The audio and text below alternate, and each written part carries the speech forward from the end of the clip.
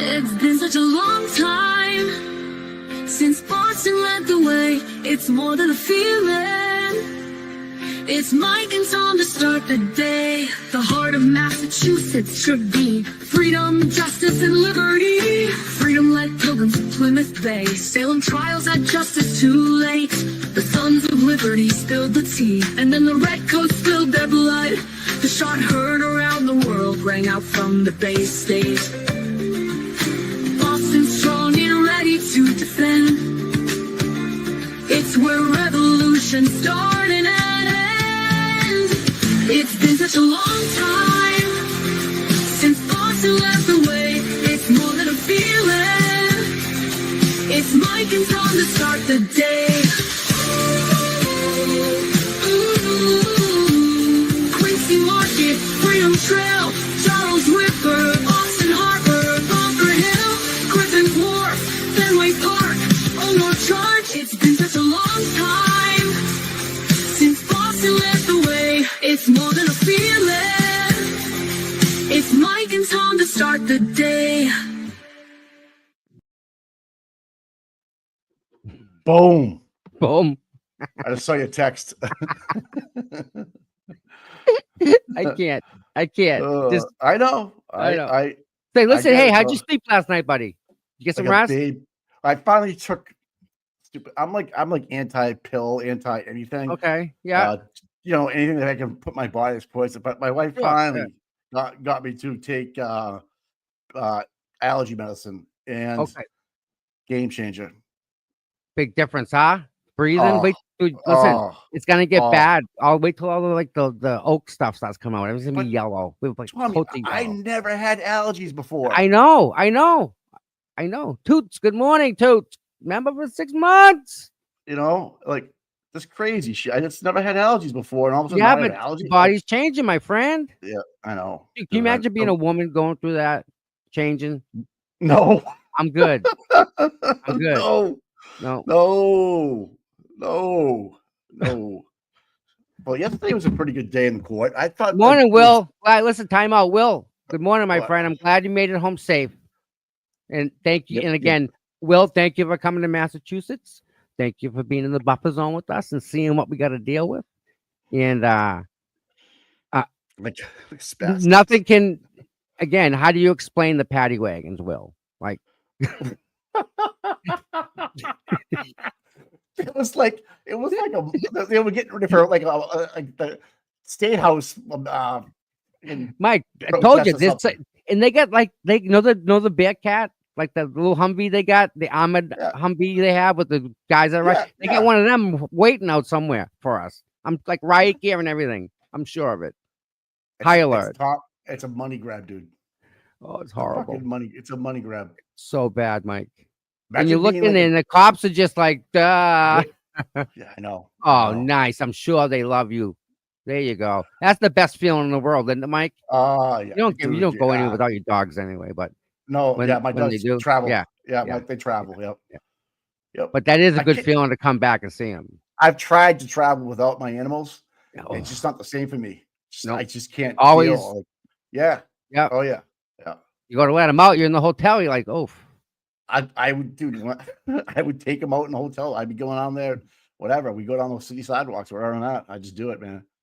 And it's just like such a therapeutic animal for me. Like just the love, unconditional love kind of thing is just kind of cool about dogs. And I don't have a cat. I was a cat person for a while, way back when, but not so much anymore. Really? Yeah, I had cats are great, man. They'll come over, they'll give you love, and then they'll leave you alone. I had two cats. I had two cats, and they were both gray. So I named them Gray, Grey and Gray. Gray and Gray. Oh, all right. And I was in Quincy at the time, and one got shot by a neighbor going into his trap. What? Yeah, BB gun guy. Yeah, got it. Why would he do that? Because he thought it was a raccoon. I didn't blame him. I'm like, what am I gonna do? What are you gonna do? It was an outdoor cat. It was in Quincy, right? It's going through the. It's like it's a hood cat. You know what I mean? Yeah. I was like, shit. What are you gonna do? So Gray went down, took him shots, took a shot to the side. It was horrible. But so anyways. So I'm looking at something here, Mike. Yeah. And I want to share it. But I want to make sure that like Helene is watching. Because they're watching, like everyone at the station. Good morning, Canton Police Department. Good morning, everybody. Peace out, my guys. I have a question. Yeah, if you haven't checked out Mass Accountability, he has got a hard on for Canton right now. He's got a hard on for Canton. As he should. We should. That guy needs all the support we can give them. Really. He's got almost 100,000 subs. He's got 93,000 people. And he does, Mike, the way he goes, it is, we all understand it. We all can put ourselves in his shoes, and he's the one we're like living through almost. Well, the other thing too is he understands the law and what he cannot do. I get anxiety watching the poor guy going in. Really, I'm like, I'm just waiting for something, right? I'm telling you, man. But yeah, he was saying that Sean Good doesn't look too good in terms, like he doesn't look good, like healthy. None of them are looking good. Do you know why? I may know why, Mike. Nope, I know why. Because Canton Police Department. Can you guys see what that says? What's that say? Fed probe fight still in play. Yeah. I just sent that to you. You just get that? Yeah. Well, you can't really see it about this Turtle Boy in the first paragraph and and Turtle Boy and. Dude, can you imagine if Hank put him on the stand? Like, why would you do that? He would never do that. That would be absolute suicide. It would be bad.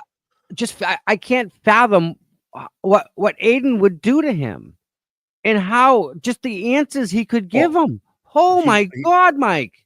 He would open mistrial. You're telling the truth. Get out of here. Like he would just. Yeah. Well, I'm glad that Auntie Bev saw the sequestration order.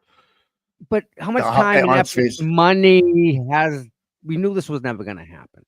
Well, yeah, he had to pay for Bradle to show up in an hour. I know. Get here in an hour. That's 1,500. Just to get up out of, take a shower and go to work. That's busy, man. You want a Bradle lawyer, his caliber, not fair. To show up within an hour is fucking juice, man.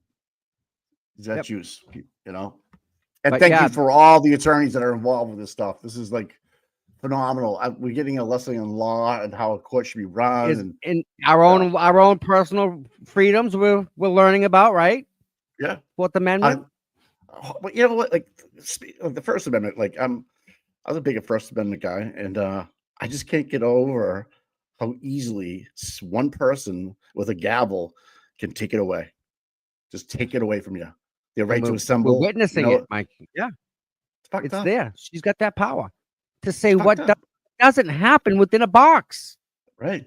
She put a box. This is my box. I think Flip had put like 5 or 6 or 7 trials that were huge in the country over the last 15 years. None of them had buffer zones.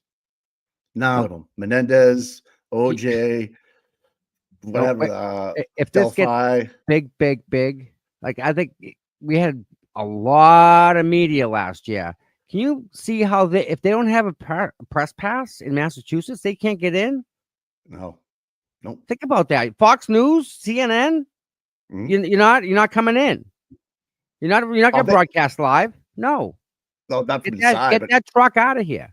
No, those guys are like they have press passes that are like get them in. Some of them don't. They can't get in the White House anymore. They just work there, but I think I should go to Washington. I think I should go to Washington D.C. right and see if I can get into Washington D.C. You probably would. Trump wants YouTubers. I'm telling you, he wants. It's an 8-hour drive. Who's in? No, why did you just do it online, dude? No, I want to go to the White House and go to the press briefing. Oh. Well, I thought you wanted to in. No, I want to go inside. Like I think they can give you a temporary one to get in for the day.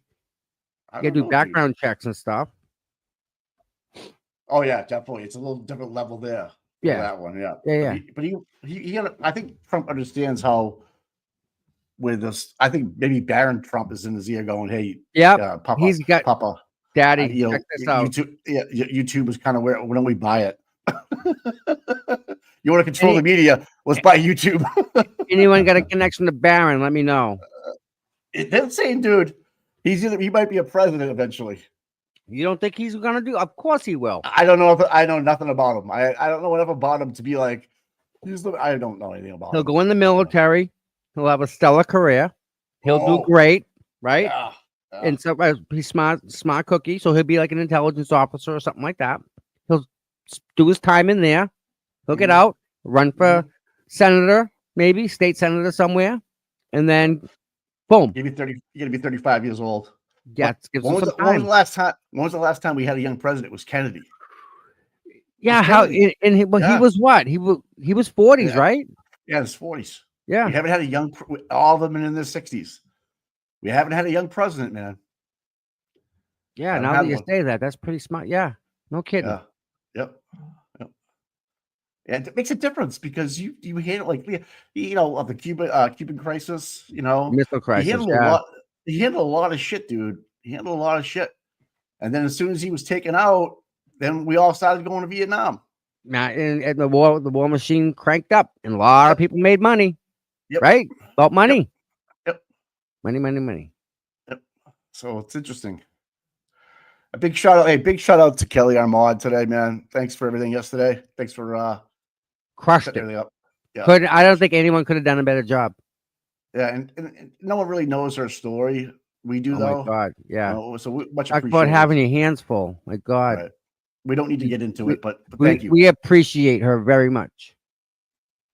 All right, so listen, Nan's on the phone till 9:30ish. That's cool. Whatever. No rush, not a big deal. We're not going anywhere. If anybody's got any questions for Nan coming up, yeah, we're gonna have Nan. Just get them ready if you have them. You don't have to put them in the chat or anything. But well, put them in the chat, right? And I think I can star them. Put QQQ on them, all right? Yeah. Right. Yeah. So no court Tuesday, tomorrow, or Monday. Correct. Easter Bunny's coming. It's tomorrow. Tomorrow's Good Friday. Then Monday's Marathon Monday. And that's only a holiday in Massachusetts, right? That's right. That's right, Thomas. That's an interesting one. That's Bunker Hill Day? No. Yeah, I think it's only in Mass. Yeah. We have all, trust me, if you work for the state of Mass, you get some awesome holidays. Kind of jealous. If you're a teacher, man, good for you. So I haven't heard anything, Mike, about the cancer cases at Brigham and Women's. Can I just stop you real quick? Yeah. This is upsetting. We were talking about the Pappas Hospital. Yeah. Guess what? There was a meeting yesterday in Canton. You don't say. No. See, I didn't know anything about it, Tom. Right? It was at I forget. It was a church or a Jewish hall right around the corner. Okay. Galvin was there. Canton TV was there. And a lot of people in wheelchairs, which tells me a lot of students went there. A lot of people live there. So I don't know the outcome of it. I don't know what happened. I will let you know if I can, or I'll try to get you a link. So the state came to Pappas Hospital? Yeah. No, they came to a church. Oh, well, they came, right. They have a meeting, right?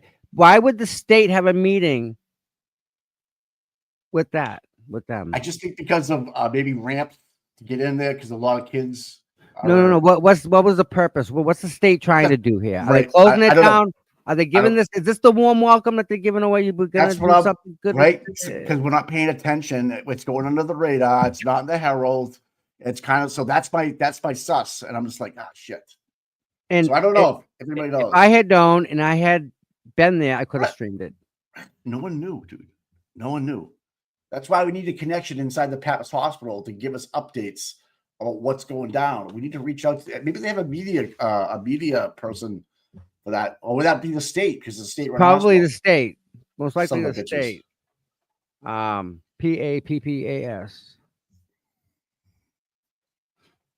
Let's see what comes up here. Nope, don't want that. All right.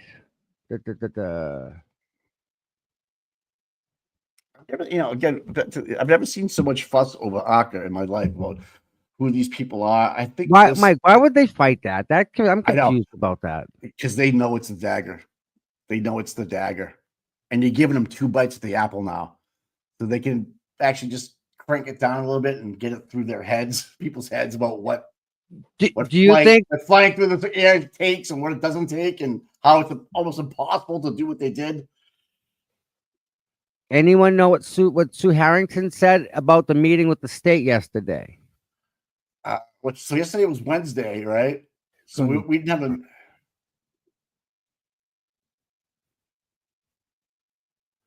Yeah, on Tuesday. So we're trying to find out. So someone just said, Equestrian just said it was going to be temporary. These poor kids, man. Imagine that's like having not knowing, dude, not knowing like this is the only that's their home. Yeah, Imagine saying, where am I gonna go? You know, especially in a wheelchair, kind of puts them in a box. But the whole family, everybody. It's like, and then you want to move them to Western Mass. I mean, it's far, but it's not that far. But still, they have a solution. But what are you going to put there? Is the other part of the equation. What do you? What's behind what this? Are you gonna do? Why do you need to listen? Why do you need to do this? Right. Why? You're spending so much money in other places within the state. You can't find a way to pencil in a couple of $1 million a year. Are you kidding me? You kidding me? For these people that need it the most. Listen, I gotta say, it is a nice piece of property, Mike. It looks nice. I gotta tell you, it looks nice. So yeah, you're acting like a builder. I know it is nice, and they deserve to have some niceness in their life because most of them can't walk. Oh, I'm thinking high-end condos. Yeah, we don't. You get me. You don't live it. You get me going. I just these kids. I know. They didn't choose to be this way. Exactly. They are so powerless over the situation, Mike. Right. And here they are being told you might not, we don't know. Wow, Jesus. Oh, I'm glad Cherry's here. The day's complete. Cherry, I love you, sweetie. I'm glad she's here. What shit are we talking today? Yeah. Hey, like Belichick says, we'll move it on to next week. To next week. On to Cincinnati. Remember that whole thing? Yeah, I love it, man. Yeah. So, hey, have you been watching him down in North Carolina with his girlfriend? Yeah, I saw us, Mike. What's up? What's up with that? I'm not answering that question. He's a dog. Love him. How can he do that? What do they talk about? They don't. I'm pretty sure, Mike. What are you talking about? I saw that and I'm like, no. I think it's like his niece or something. Is he like? I don't know. It blows my mind. But you know what? He's a great coach. He's done nothing wrong. It's just I just find it so anti-Bill Belichick style. Just not like what he would normally do. He's got something, man. I don't know what it is, but he must be hung like a water buffalo or something. I was gonna say he's got something. I don't know what it is. I don't. But he got something. Did anybody catch Auntie Deb with Olivia Lambeau last night? If you haven't checked out Auntie Deb's interview with Olivia Lambeau last night, I think he's becoming a matchmaker on the show. I don't know what's going on. Yeah, I'm not going to ruin it for you, but it was epic. I don't know. Yeah, you see that? Whoa! You see this, Mike? 24-year-old girlfriend Jordan Hudson. I don't know, man. Well, wait a minute. Watch what she does, man. I've seen it. This is crazy. Check this out. She's younger than Belichick's son. It's just weird. It's weird. Yeah, Auntie Deb is around, dude. I'm telling you, check out Auntie Deb after this or whatever. Put it on replay because you had Olivia. You had Turtle Boy Monday or Tuesday, Olivia last night, and you get Flip Ahead tomorrow night. Flip Ahead is going to be on Auntie Deb tomorrow night. That'd be fun. Oh yeah, that's gonna be funny because Flip Ahead's he's good with the one comebacks. So Auntie better be on his game. I think Auntie Deb's going to be able to pull stuff out of Flip Ahead that we wouldn't naturally ask him or post. Like we're going to find some stuff about him. I think. I hope so. I think it'd find out what makes him tick. I think I think it's not. I think it's a Rolex, not a Timex. Both are here. Olivia and shit, they're in the chat. Oh no. Oh fuck. Uh-oh. I think I saw the end last night. Just so you guys know, I know what's going on. You two fucking crazy ass people. I think Auntie came up with a great idea. Like she's interviewing content creators, great writers, law tubers, whoever. I think it's fucking brilliant. It's just like a whole other side of like not just talking about the retreat case, but you're talking about people's personal stuff, and it's like the breath of fresh air sometimes. And again, you need the humor, right, Mike? Oh yeah. If you can't laugh at yourself, you can't laugh at anybody. Oh, I laugh at myself every day, but I just think I think he came up with a great idea. I love the fact that he did this, and he's got everybody on there. Betterow was on there. He had Mark Betterow on Sunday last week. I mean, Mark Betterow, trying to get him laugh. I'm sure he laughed. So it's good stuff. Take a guess at how many days it's been since Enrique got murdered. I couldn't tell you, Tom. 900? I don't know. Not 9. No, give me 9. I'm talking about. I don't know how many. A couple hundred. 216 days. Nothing still, huh? 0. 261 days without a freaking answer. And then yesterday they had a moment of silence for the trooper that was hit by the car that died 2 years later after he got hit. God bless. But here's a kid that has his whole life in front of him, I'm glad you brought that up. Thank God. I got a message, and I really want to show you. Let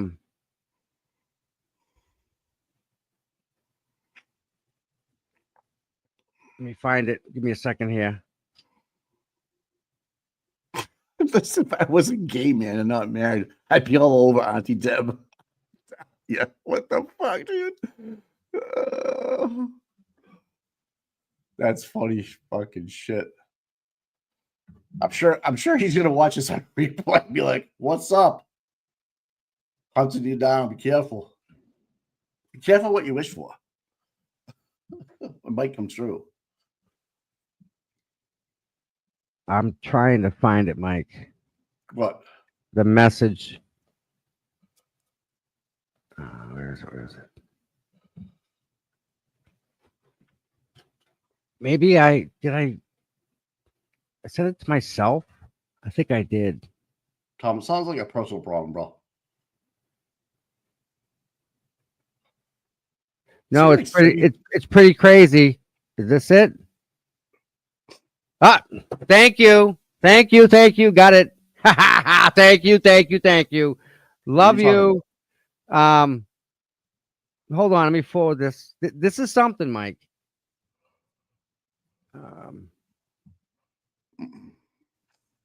Tom's all excited today on a Thursday. Yeah. A lot. Because again, now how many days since Enrique? 216 or 261? Yeah. Imagine being the family. Imagine. Check this one out. I couldn't. This is interesting.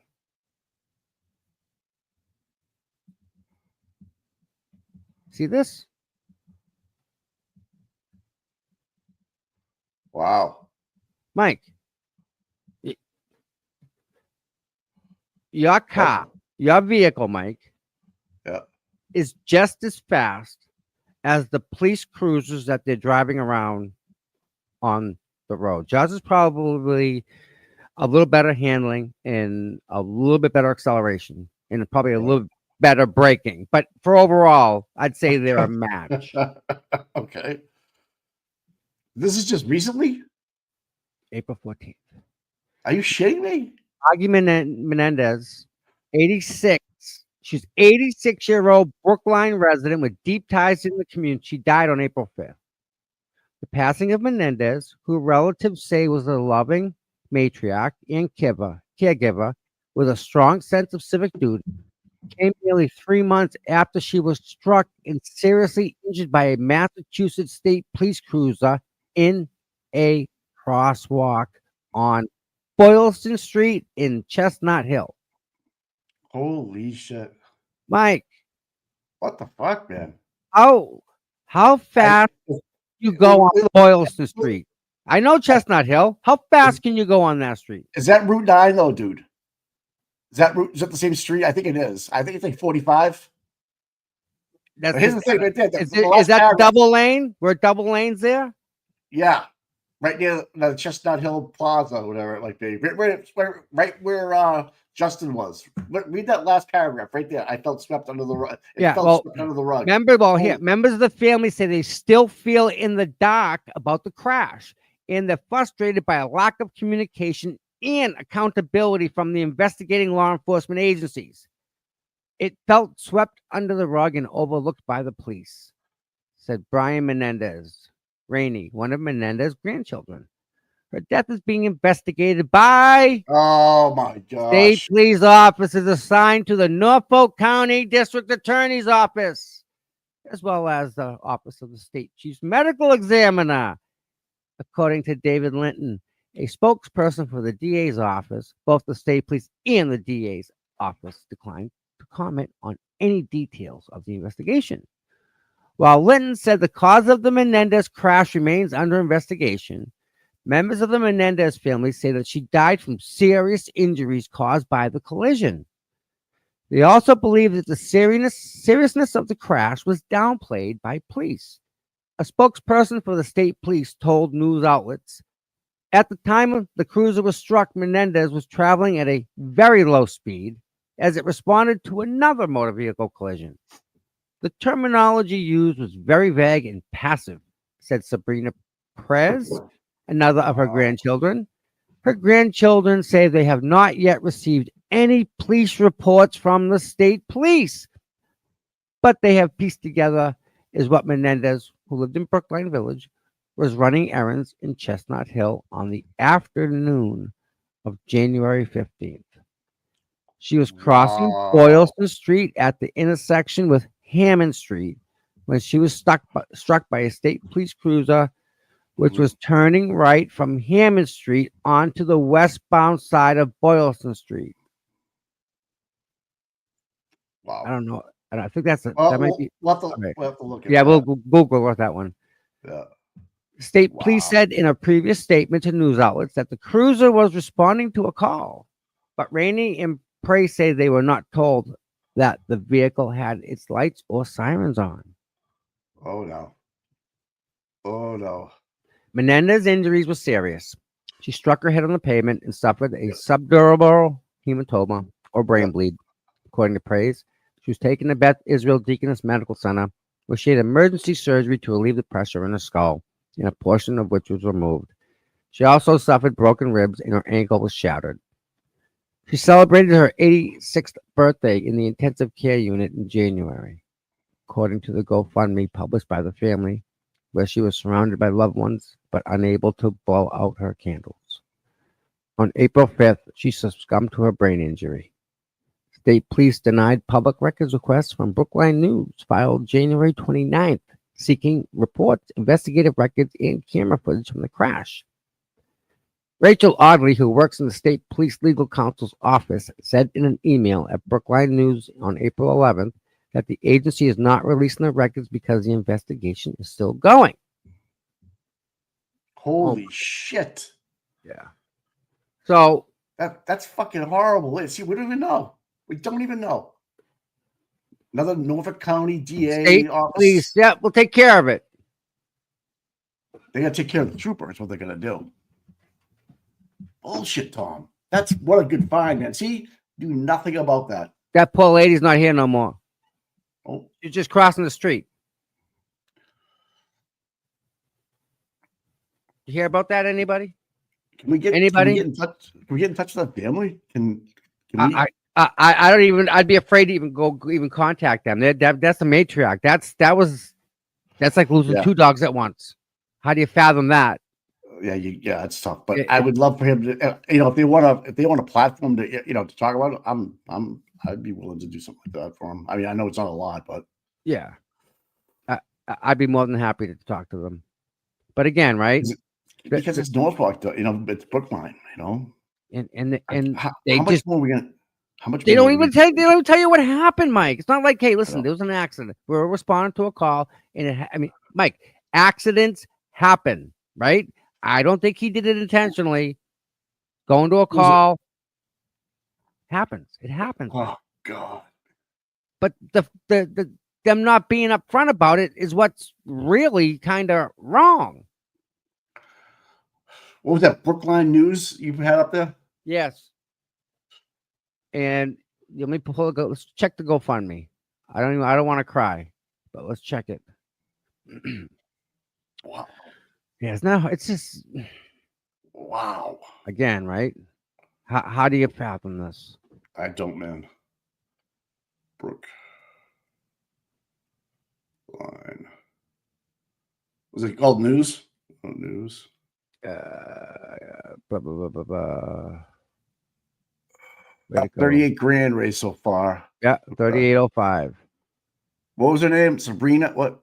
No, that's Sabrina. That's not her. What's her name again? Margie. Margie. Margie Menendez. Yeah, Menendez.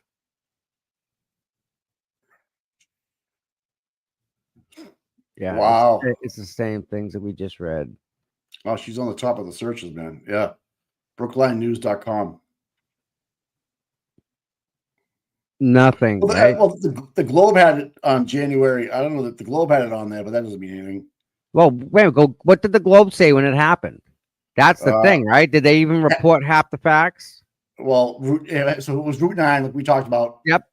It looks like it was right near Justin's final destination. And that there's that like almost she's going into Star Market. Yeah. Wow. Oh, really, Mike? Yeah. Oh, wow. I'm very, very sorry for your loss. I'm sorry that this happened. Right, man. Wow. Well, we can make some noise. If any of the Menendez would like to come on and talk about it, I'll be more than happy to send them a link. Send me an email, cputom@gmail, and I'll get your link. cputom@gmail. I'm posting the article right now, guys, on my X. If you want to read it, there you go. Listen, I'm all for doing an investigation, Mike. Right, but you can't leave these people out of the equation. You're there to serve these people, not serve yourself. Look at what they did to Justin. Right, they're serving themselves. Yeah, self-serving. Yeah, it's the guy shot him with someone else's gun. I know. Yeah, no problem. Yeah, listen, it's semantics. Let me see if I get Howie on the phone. This is right up Howie's. This is right up Howie's alley right here. Cherry, I think I figured it out. Sorry, bloody Discord. I need to talk to someone. Well, okay. She wants me to get on Discord, and that's the whole thing. Let me check the email real quick. Yeah, I mean, but again, right? That's horrible. It's sad that we even have to bring it up, right? It is, dude. That's. And like Mike, I get it. Accidents happen. I get it, right? I totally get it. But if that's the case, be upfront and honest with these poor people, right? Oh yeah, yeah. I don't get how they can just ignore this. January 5th. February. January is a whole month. February, March, April. 1, 2, 3, 4 months, Mike. 4 months. And you know what? Because she didn't pass right away, they let it ride. Right. Hey, Auntie Deb's in the chat and she wants a wrench. Why do you want a wrench? Why do you want work? Jay, listen, I don't get like. They love that. She's a gay ass bitch. I don't know, dude. He wants a wrench though. No, he said no. Okay. Like that gets me. Why do you guys want wrenches? Like it means you got to do work. Who's okay? Sure. Like, oh my goodness. Yeah. So, hey, good morning, Auntie. I don't, Tom. Oh my fucking god! Don't do it. Okay. Hey, good interview last night with Olivia. By the way, that was funny. Mike, always good interviews because he's true. He's real. Like he tell you how it is. Oh, Flip wants to give her the wrench. Oh, sorry about that. That's it. I'm going to Resistance. Stop it. January 5th. Flip's in here. I said, give him one. Oh, you're just getting ready for tomorrow night, huh? You guys are getting ready. Auntie, you better be careful, man. He might flip the script on you. You be careful, Flip, man. He might flip that script on you. You might be answering questions. Maggie. Oh my goodness. I'm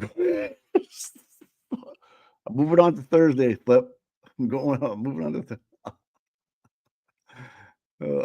I'll time everybody. I don't even know what this. I don't even know what a wrench does. People love them. I don't know. Oh god. All right, so I have Enrique on the board at 216 days and Maggi at 102 days.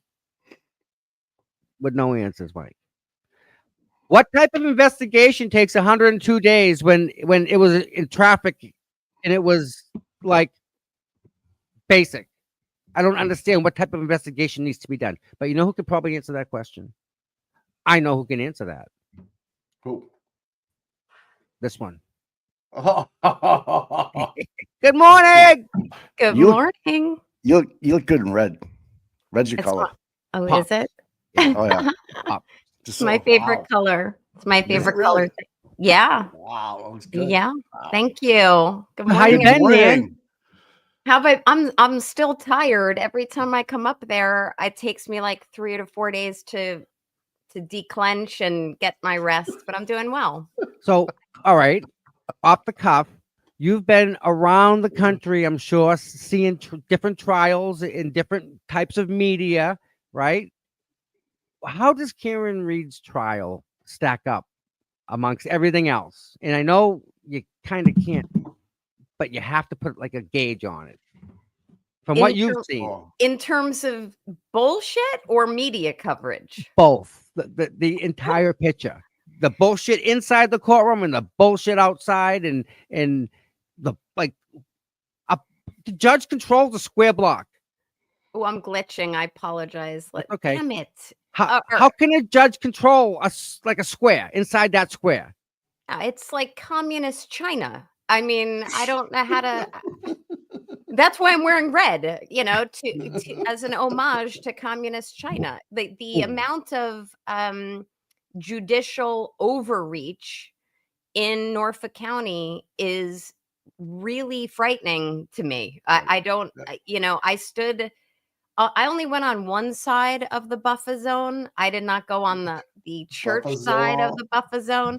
But you know, it is far. And I've heard people say, it's not that far, but it is far. You know, Karen's deprived of all of the ability to see her supporters and just gather that psychic income that anyone needs going into court. You know, so the fact that it's like a ghost town. And I'll give you my perspective because I went to court. I was very lucky enough to be asked to go to court on, major glitch. Sorry, guys, I might have to reboot. No problem. But I was asked to go into court on Monday. Was it Monday? Yeah, it was Monday. And when I went into court, I panicked for a moment because I'm like, I guess I'm parking behind the registry of deeds. And I obviously wasn't wearing pink, but I was like, I guess I'm just going to be a lawyer walking across the street to go into the courthouse. And I literally started to sweat. I'm like, am I going to get stopped and asked for credentials? And wow, that's really bad glitching. But anyway, it's better than the workers outside of my mansion, Mike, right? Yeah. There's no working on the other side of it today. But anyway, I didn't get stopped and I walked right across the street. But, I'm only imagining what's going to happen next week where there's hundreds of people standing around. The police are going to have their hands full. They're going to make a complete example out of somebody. So if I can encourage anybody to just try to just keep it in line, don't be that example. Just don't, because Karen and her family, they don't need that. They don't need that type of attention. And Right. they know you're there. I do know that. They feel it. But so as far as the environment, it really feels otherworldly and not what America's all about.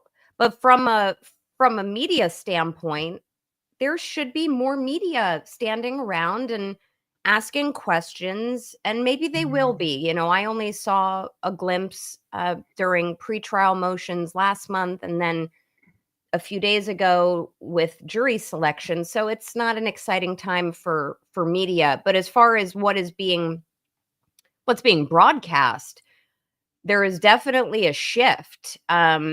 There is a shift in terms of who's paying attention to this case and how much they're willing to stick their necks out.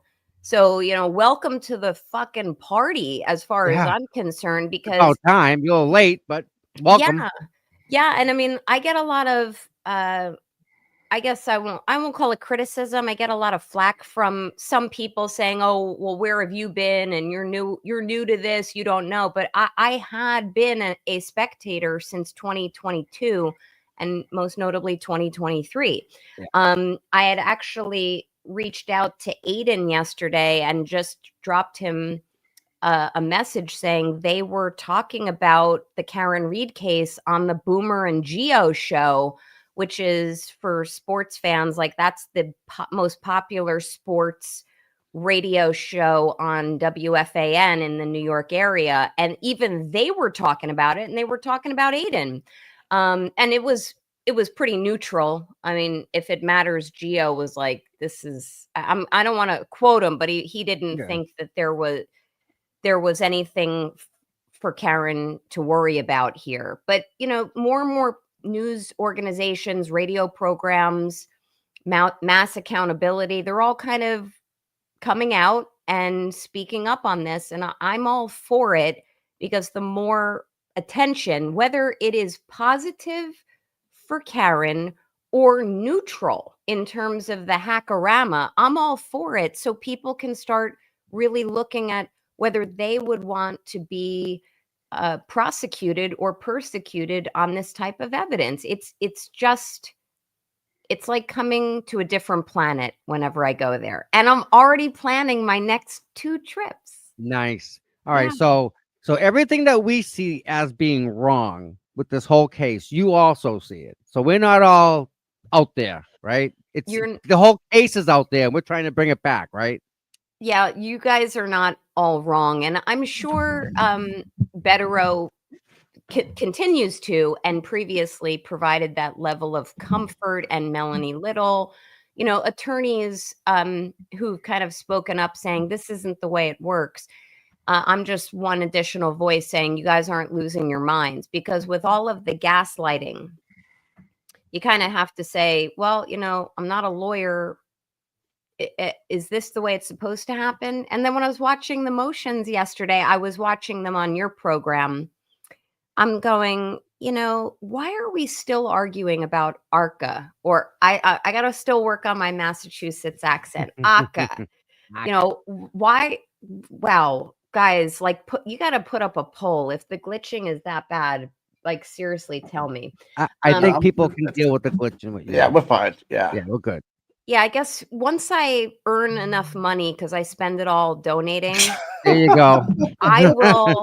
I will set up a new system. And I was talking to, or I don't know if I was talking or messaging with the Glare a couple weeks ago, and I told him I had a PC, and he's like, "You don't have a Mac?" And I was like, "No, I don't have a Mac." And there was a little air of judgment in that text. I'm with you, Nan. I'm not a Mac guy. You're either one of the no.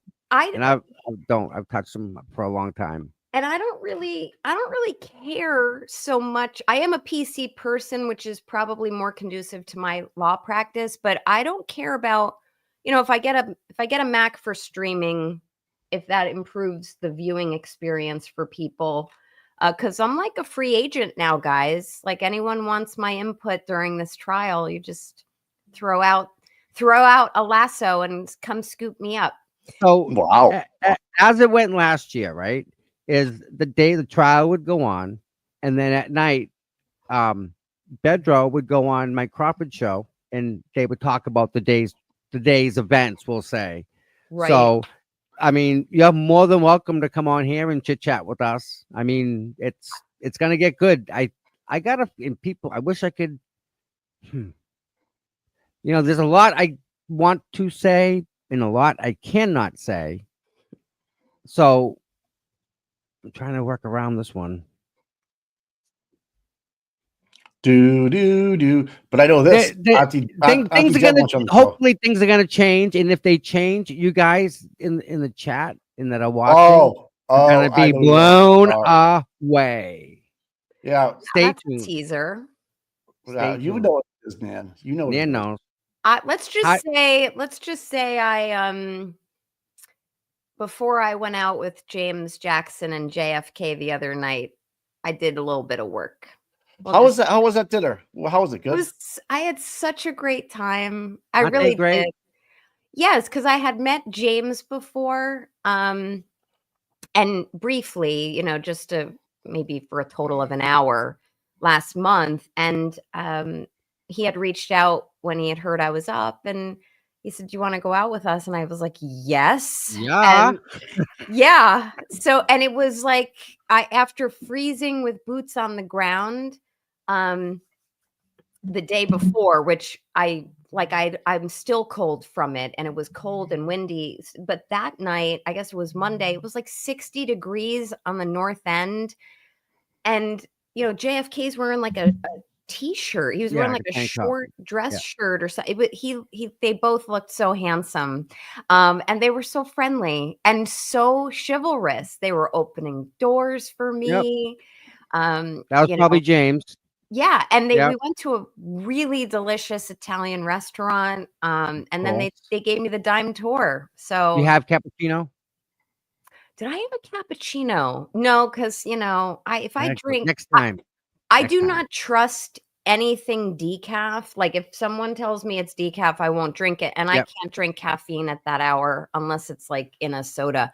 But no, I ended up having I did end up having a Cosmopolitan in a tumbler glass that was purchased by James Jackson.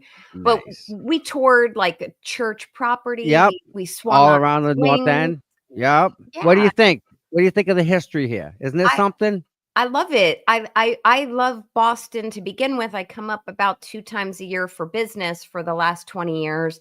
And I have to say, I'm definitely, well, let's just say the Nan Gallagher Law Group is in plans to expand to a different additional city. Not that there's any work in this area because it's kind of like dry around here, but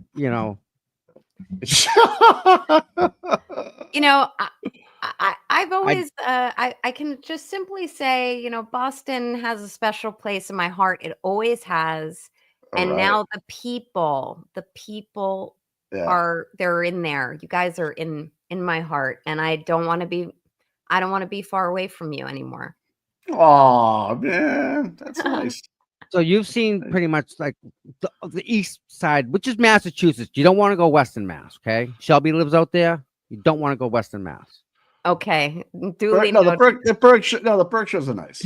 No, they're beautiful. The we have mountains that you would just James Taylor. Yeah. Yep. Yeah. There's still a lot that you would just. It's the other stuff that makes it just as good. Wow. Well, I plan to come up at least 2 more times during the trial. I try not to announce before I do, but there are some people who I was just unable to see, and people who tried to make kind of tentative plans with me. And if any of them are watching, I'm so sorry that I had to drop you like a bad habit to go out with JFK and James the other night. But I am going to hopefully see a bunch of different groups of individuals when I come up maybe later this month and definitely in May. Wow. Maybe Breaking again in news. June, because I think this trial is going to be going on in June. Springfield is nice, by the way. You got to go check out Springfield. I have been to Springfield. Yeah. One of my clients is from Springfield. So there you go. Okay. What else? Yeah, I have a question. Nan, Yeah. No, I get it, but how come we're not hearing more about these nurses that from the hospital? Why is this like, is it they put a cap on it? Is that what they're doing? I'll tell you a few things. One, I am hearing a lot from the nurses. Okay. I would love, well, we want that. That's a great thing. They all should talk to you. I would love to talk to them if they're allowed to. I'm working on that. Come out and all right. I'm working on that for you. More than happy to help them with that, whatever they need, because I just can't envision going to work and ending up having it hurt you like that. That's tragedy. Well, and I want to say when I say I'm speaking with them, it's not to represent them. I'm not an ambulance chaser. Doesn't matter. You want your smarts to them. That we know that that's what's going to happen. So several of these nurses are free Karen Reed and free Turtle Boy supporters, and it just happened that they knew of me and reached out to me based on healthcare law experience. So, but one of the essential reasons that I was communicating with them is because I am what's called a certified OSHA analyst. I got a certification in approximately 2017. So one of the responsibilities I have with that certification is I can go on to facility premises where they receive federal funds, which any hospital does. They receive funds from what's called the Centers for Medicare and Medicaid Services, also known as CMS. So and I can go in and that gives you permission in that CMS, that in that document, or that gives you permission. All right, so go ahead. So I, as an OSHA analyst, I can go on to any premises that receives federal funds, because OSHA is a federal agency, and I can conduct on notice to the facility. I can't ambush them. I can conduct inspections for safety. So I had given a few of the nurses, and some of them have an attorney already, some guidance on what they can look into and what has not. I know what hasn't been looked into already. And I can tell you, Tom, that if you think back to what you were intimating about, I think it was yesterday or the day before, your instincts are correct. So we can talk offline, but there's no reason why this many nurses can develop benign either glioblastomas or other benign tumors from them. They all work in such close proximity. There's no coincidence here. So, most importantly is to make sure that they receive the care and treatment that they need. Absolutely. Yep. And what gets lost from my perspective, what gets lost in all of this is when people start hearing, oh, okay, they're benign tumors. Yeah, that's fine. Benign tumors, many of them are resistant to medication to shrink them, which means if in some instances, depending on where the tumors develop, you may need to have surgical interventions, other mental functions of the brain and abilities like personality, temperament, decision-making, judgment, all of these things can be impaired just by a benign tumor. One of the individuals actually has a benign tumor that, as was described to me, and I certainly didn't review her medical records, is starting to infringe on her optic nerve, which means she's going to have vision impairment. Yep. So, and that doesn't get better. And they can't shrink it. That's bad. Yeah. And if it grows, so she can't work there anymore, which is good, because in my layman's opinion, I'm not a doctor, is that, if there's clearly some type of causal connection between the facility and that particular department or floor and the health crisis, then she shouldn't be working there, nor should any of the other nurses. But if that benign tumor continues to grow, she risks partial or complete blindness in that eye. And this is a young woman. So I take this issue and this public health crisis, even though it's limited to a smaller subset of the public, I take it so seriously. And I would encourage anybody who has knowledge about it and is affiliated with or related to or are these nurses to feel free to communicate with me. I can help give you and your attorney some guidance on what to look into. But one of the things that I plan when I come up again is to go there on notice to the facility. Oh, okay. And I also just wanted to commend Seeking Justice because with you focusing on this very important issue, which has nothing to do with Karen Reed other than many of the nurses support Karen Reed and are anti-corruption. By focusing on this issue, it just shows me the tremendous versatility and bandwidth that you, Tommy, and you, Mike, have to really focus on matters of public importance and to be brave and courageous to face them head on and to not be afraid to ask the important questions. And I mean, you're always circling back to this very issue, which means you're not just kind of saying it for a soundbite. You're making it a matter of importance. And that really is something that resonates with me. Well, Thank you. You're welcome. I'm flattered, but the best part is, Nan, it's the people that are watching us right now. Yeah. They're the ones that sent us down this road, and like I said, how we're able to pivot and be versatile on the fly, right? We can go right back to Karen Reed right now. Yeah. Or we can go to Enrique. Yeah, you're Clark Kent in a phone booth. You just change into a different outfit and put your investigative caps on. I love it. I love it. So like the nursing thing is I'm looking right now. I got a call. I just got a call that came in. I'm looking right now. I just got a call that came in to my law firm from someone at that hospital. How weird is that? Funny how that works. Listen, Nan, please pass along if there's anything that me and Mike can do to help out these nurses. We're in. Thank you. We're in. There are two who are interested in coming on your show. Their attorneys giving them a little bit of guidance as to whether now is the time or maybe in a few weeks. And I understand that. And me and Mike can work with them with whatever they want to talk about or stay away. We're all good with that. But I'm talking like not publicly. Like if one of these nurses needs like help, me and Mike have the ability to maybe raise a little bit of money for them. Or maybe write a letter for them, or whatever it may be, right? That type of thing in the background that they don't just if you notice something like that. Yeah, and I mean, consider this an open offer if you want to create any type of fundraising to raise funds to help them, even just with investigative costs alone. That those can really rack up. And it's something that I think often gets misunderstood as it relates to the Karen Reed case. Investigative costs alone, and the investigation in her case continues. They're constantly. Even Karen said that I think it was her interview with Ted Daniel of Boston 25, where she's like, we're still investigating. So as far as the nursing issue is concerned, even to help raise funds for investigation, because you can't just walk into a hospital and say, okay, I want to look at this, I want to look at that.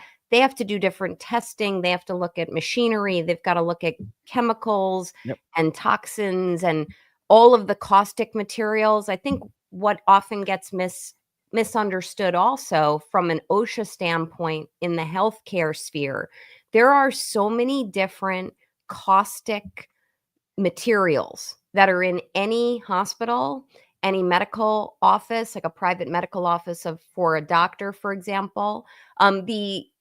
These types of facilities, they will use what's called an autoclave to sterilize instrumentation. I used to fix them.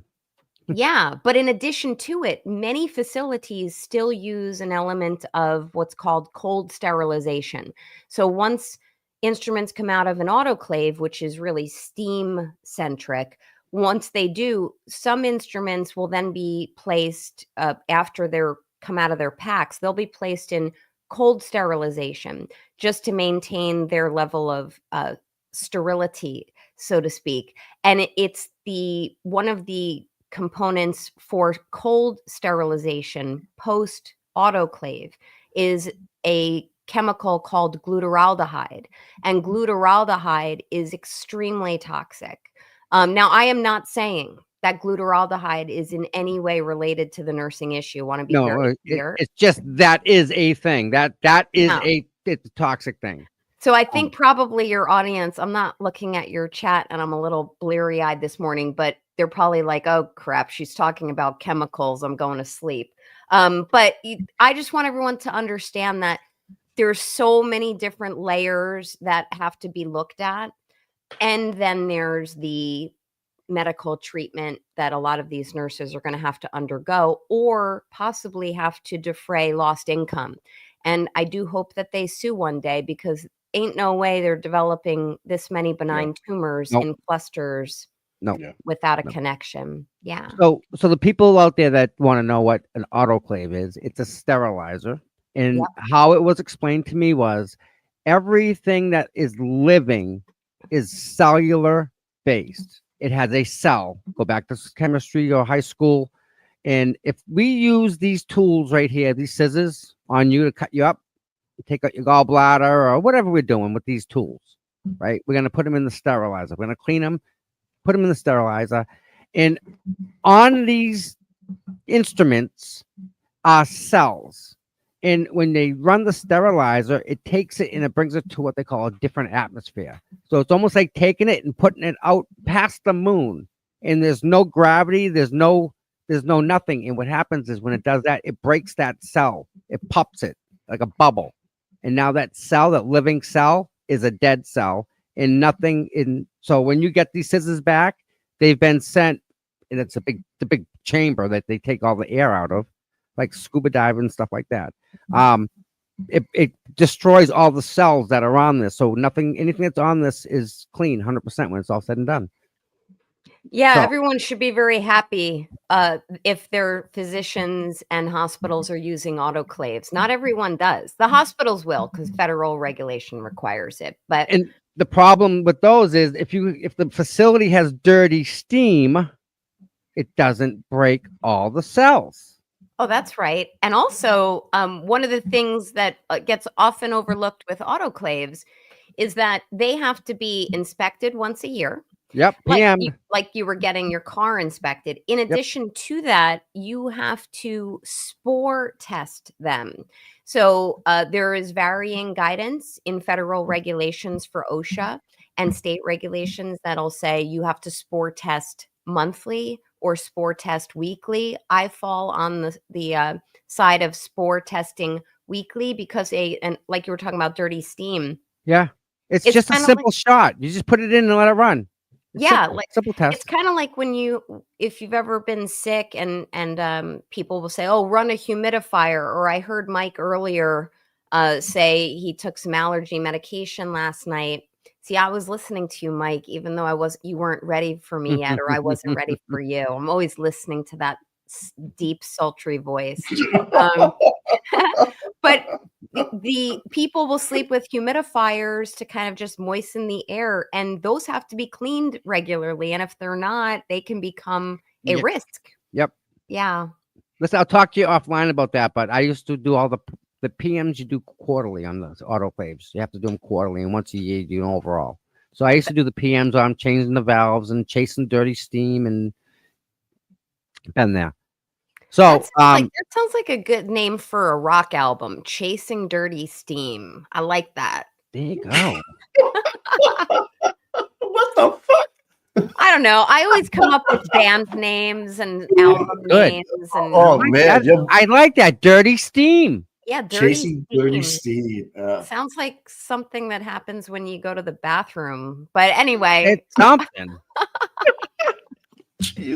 Dan's getting spicy this morning. No, man. Yeah. Hey, the glares in the chat. You say if you go into the a tattoo, you don't see an autoclave, leave. Don't get a tattoo. Yeah, that's 100%. Yep. I believe That's that. true. Oh, Yep. speaking of tattoos, I was telling JFK and James the other night that I have one, and they You got a spent tattoo? yeah, and they Okay. spent it was very cute. They spent a long time trying to figure out, like, it was like a guessing game. Like, where is it? I'm like, no, I'm not sharing. It was Oh, My goodness. Oh, here we go. Well, okay. okay.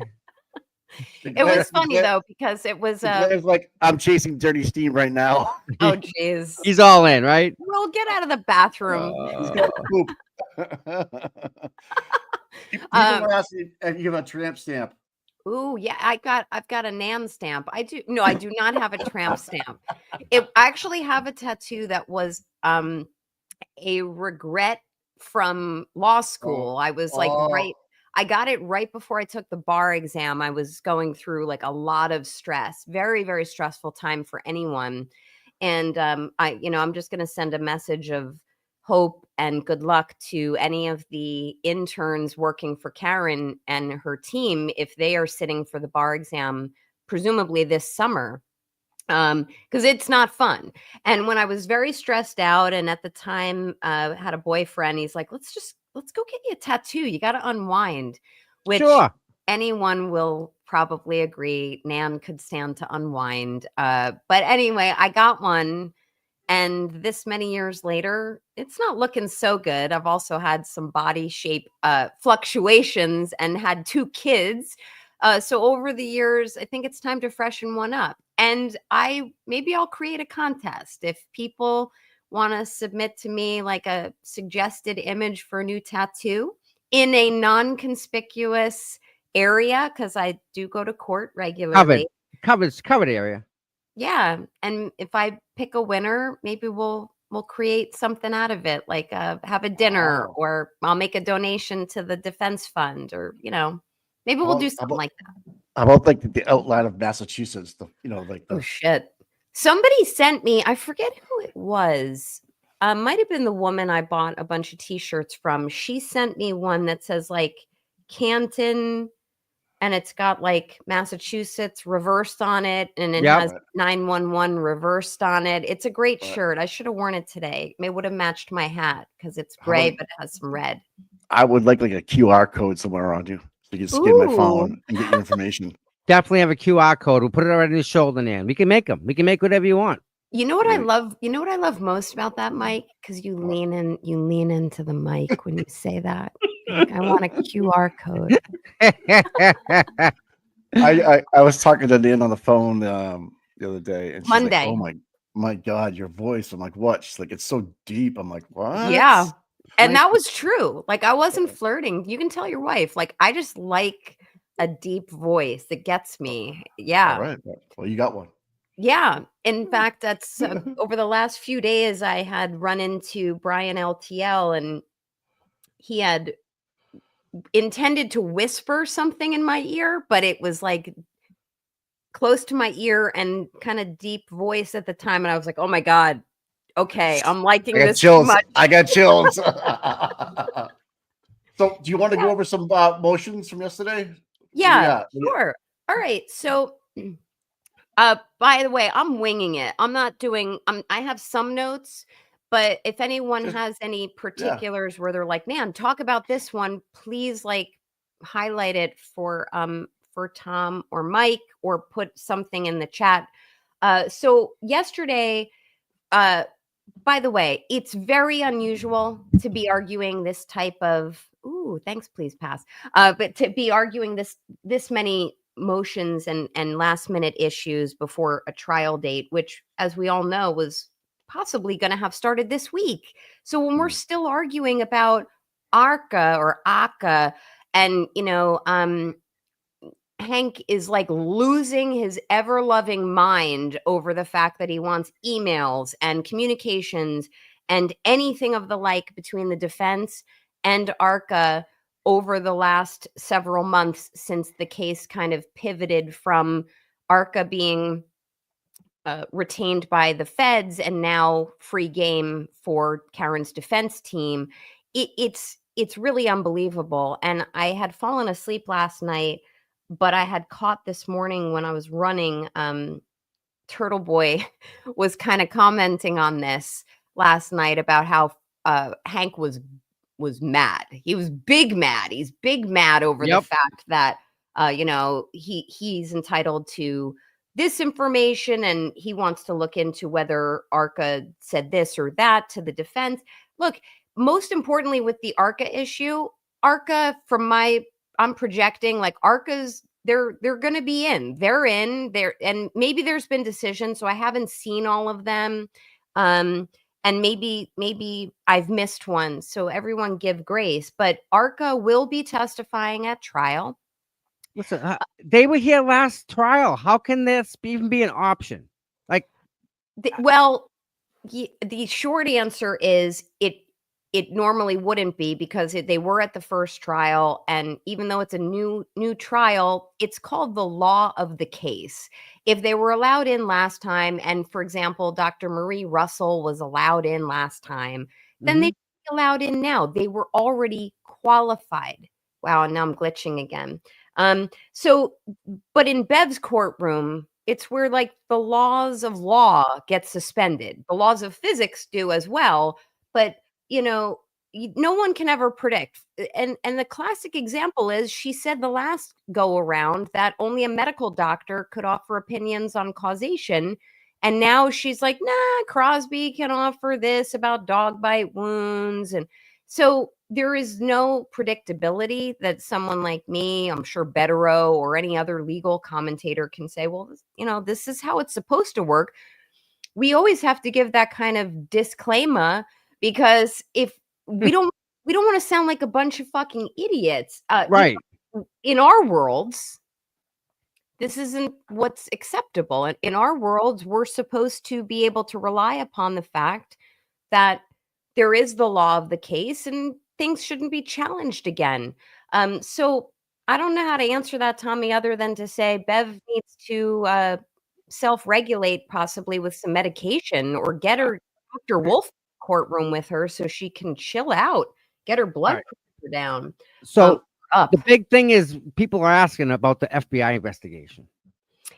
Okay, what do we got? If the FBI investigation is over, why can't Hank the Snake?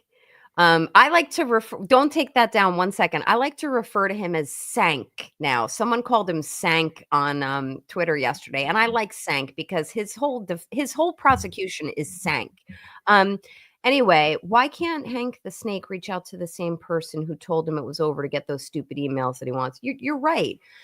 First of all, I am not convinced, and no one's going to convince me the federal investigation is over.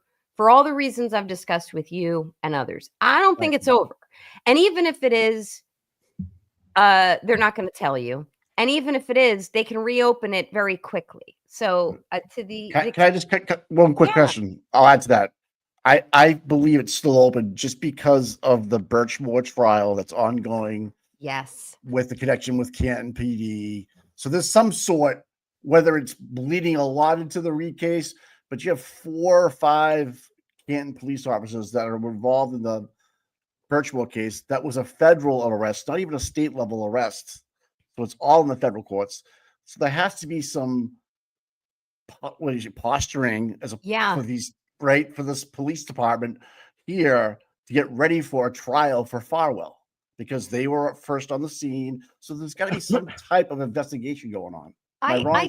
Yeah. I completely agree with you. The fact that the Farwell matter, which I believe is still, it's very quiet. If I've missed things that have come out, but I think it's just quiet, which, I am of the opinion Farwell might be singing like a canary, but holding my own opinion aside, the fact that that's still pending, it leads me to think there's just no way that the federal investigation, there's so many different parallels between the two cases in terms of the corruption, the district attorney, the investigating officers, the missing or unaccounted for or improperly accounted for text messages like Guarino. The issues are very similar. So I just don't think it's closed. And as far as the federal investigation is concerned, Hank he's had full access to ARCA. This is the very unusual scenario. I don't think I've ever heard of something like this where a federal agency retains an expert or a vendor. I use those words kind of interchangeably. You return it. That's what they are. Vendor, you hire them. Yeah, like so that happens, and then the one of the parties in a criminal prosecution or a civil matter has access to them and can retain them themselves. So in a weird way, very weird, it's probably one of the only blessings of the fact that there's a mistrial and a retrial here. Because during trial 1.0, Karen's team and her defense itself was constrained in terms of what they could elicit from ARCA. Now that the gloves are off, now that there has been a mistrial and a retrial that starts on Tuesday, and now that the defense is free to have retained ARCA, to correspond with them now, to communicate, to strategize. In fact, that is one of the things I was doing, Mike, while I was a little late joining you today. I was on the phone with a client and an expert of mine on a case. There's full strategy going on. So Karen's team now has ARCA all to themselves, and they are going to shove their opinions so far down Hanky's throat, it's going to come out of his rear end in his baggy suits. So they really should. That is why everyone keeps saying, why is he getting this upset, or ARCA really bothers him. ARCA is his Achilles heel. And you can't get around it. But they're coming in. So if there hasn't been a decision yet, keep an eye on it. And then as far as the federal investigation is concerned, you know, Bev's made it very clear, like, no one's going to be mentioning it at all. Okay, I get it. But, you know, I understand that it could be prejudicial to either side, really to Karen as well. I don't necessarily think I would want a jury knowing that even the feds were looking at my case, because it's one thing to say, yes, there was a federal investigation, even if Bev let that in, it's another thing for her to let in the fact that it closed without any consequence to it. And with people like Ronnie, the juror, and people who speculate as to what their role is as to being a jury, we don't want them to say, well, look, even the feds looked at it and this must be really serious, and they've closed their investigation and maybe they're going to issue findings. See, Karen did it. That sounds like a very Plevin-esque type of argument. Maybe was Plevin on the jury? Yeah, exactly. By the way, Plevin, if you're watching right now, Nan Gallagher's opinion, your stupidity, it's actually increasing. It's increasing. I think you've used all of your brain cells to write Storm of Suspicion. But I've noticed two things about you, Plevin. Your stupidity has increased. There's definitely an uptick. Services are available for that. And two, I think you're getting a little bit more aggressive with people who are speaking out on the Free Karen Reed movement. You're like literally swatting the hornet's nest. And come for me. Come for me. Okay, I challenged you. I challenged you last week to you want to have someone to debate this case other than Broken Baker, who is not born of this country and speaks English as a third language, and you felt that he wasn't giving you the time of day. Come for me. I'll find the platform. Okay. Wow. Anyway. Wow. I would really like that, because he needs to be taught that there are people that are smart in this world, and you're one of them. He is not. He's not. Pay-per-view coming up, folks. A pay-per-view showdown coming up. I would love that. Well, he pours drinks, or previously poured like a fantastic, was it a Bloody Mary? Yeah, I don't believe that either. You know what, Plevin, pour me a Bloody Mary. It's one of my favorite drinks. don't poison it. If I like it, Oh, I will go a little bit easier on you when you and I have our showdown. But I like that's a good deal right there. yeah, but if you don't give me a good Bloody Mary that's not poisoned, I'm not gonna pull any punches. So I am waiting. Ding ding, let's go. Because when the storm of suspicion is over and the Mhm. cloak of all of this BS is unveiled, every single thing that you put forward in your book, which I haven't read, and on court TV will be Mhm. completely undermined. So I'm looking forward to seeing more of your tweets, but you may consider this a challenge to a duel. So anyway, I'm happy. Kevin, I strongly suggest you take Nan up on that offer because not too many people get this offer.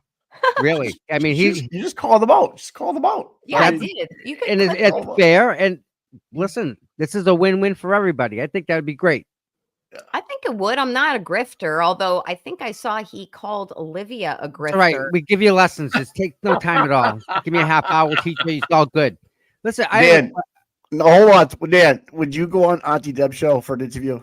I already did. I was his first. No, another one. Oh, another one? Yeah, I was telling him the other day, he was my favorite. He was my favorite interview because he asked me questions. I mean, I think there were questions about this case, but he asked me questions that were just fun and personal. So, and I think I said to him, I'd love to come on again. And the answer is yes. If he's watching, like, yeah, he's here. Good. He's always here. Oh yeah, Jimmy, I would really love that. Like, I really enjoyed. That was my favorite. There you go. Yeah.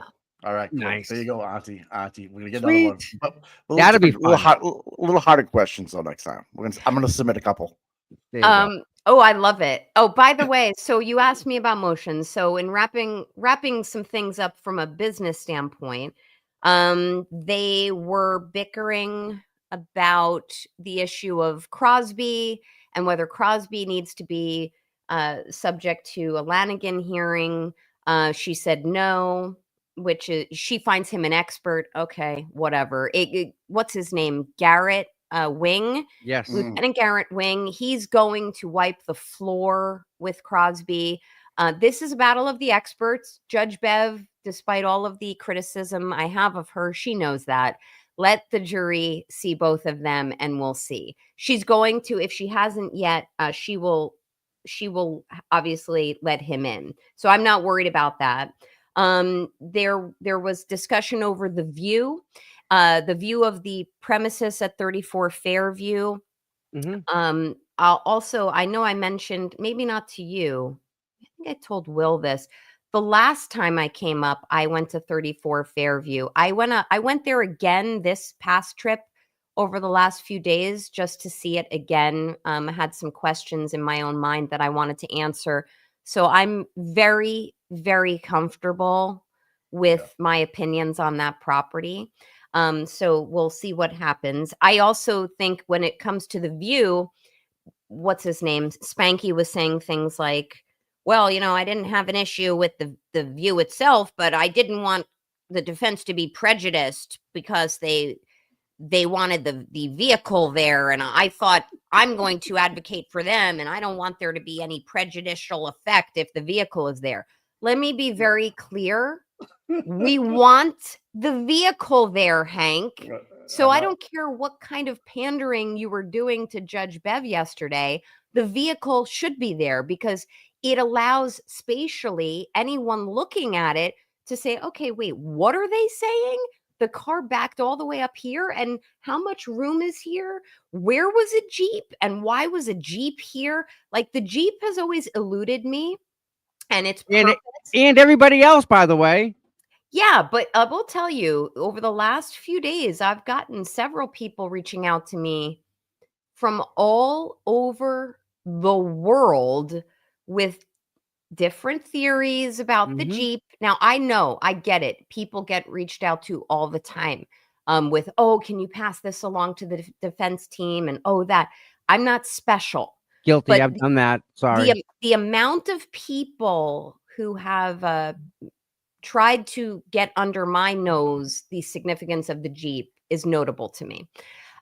So yeah, that vehicle will be there. I don't know why there was any back and forth about how everyone's getting to the view itself and whether the attorneys need to be in the bus or who drives with Karen.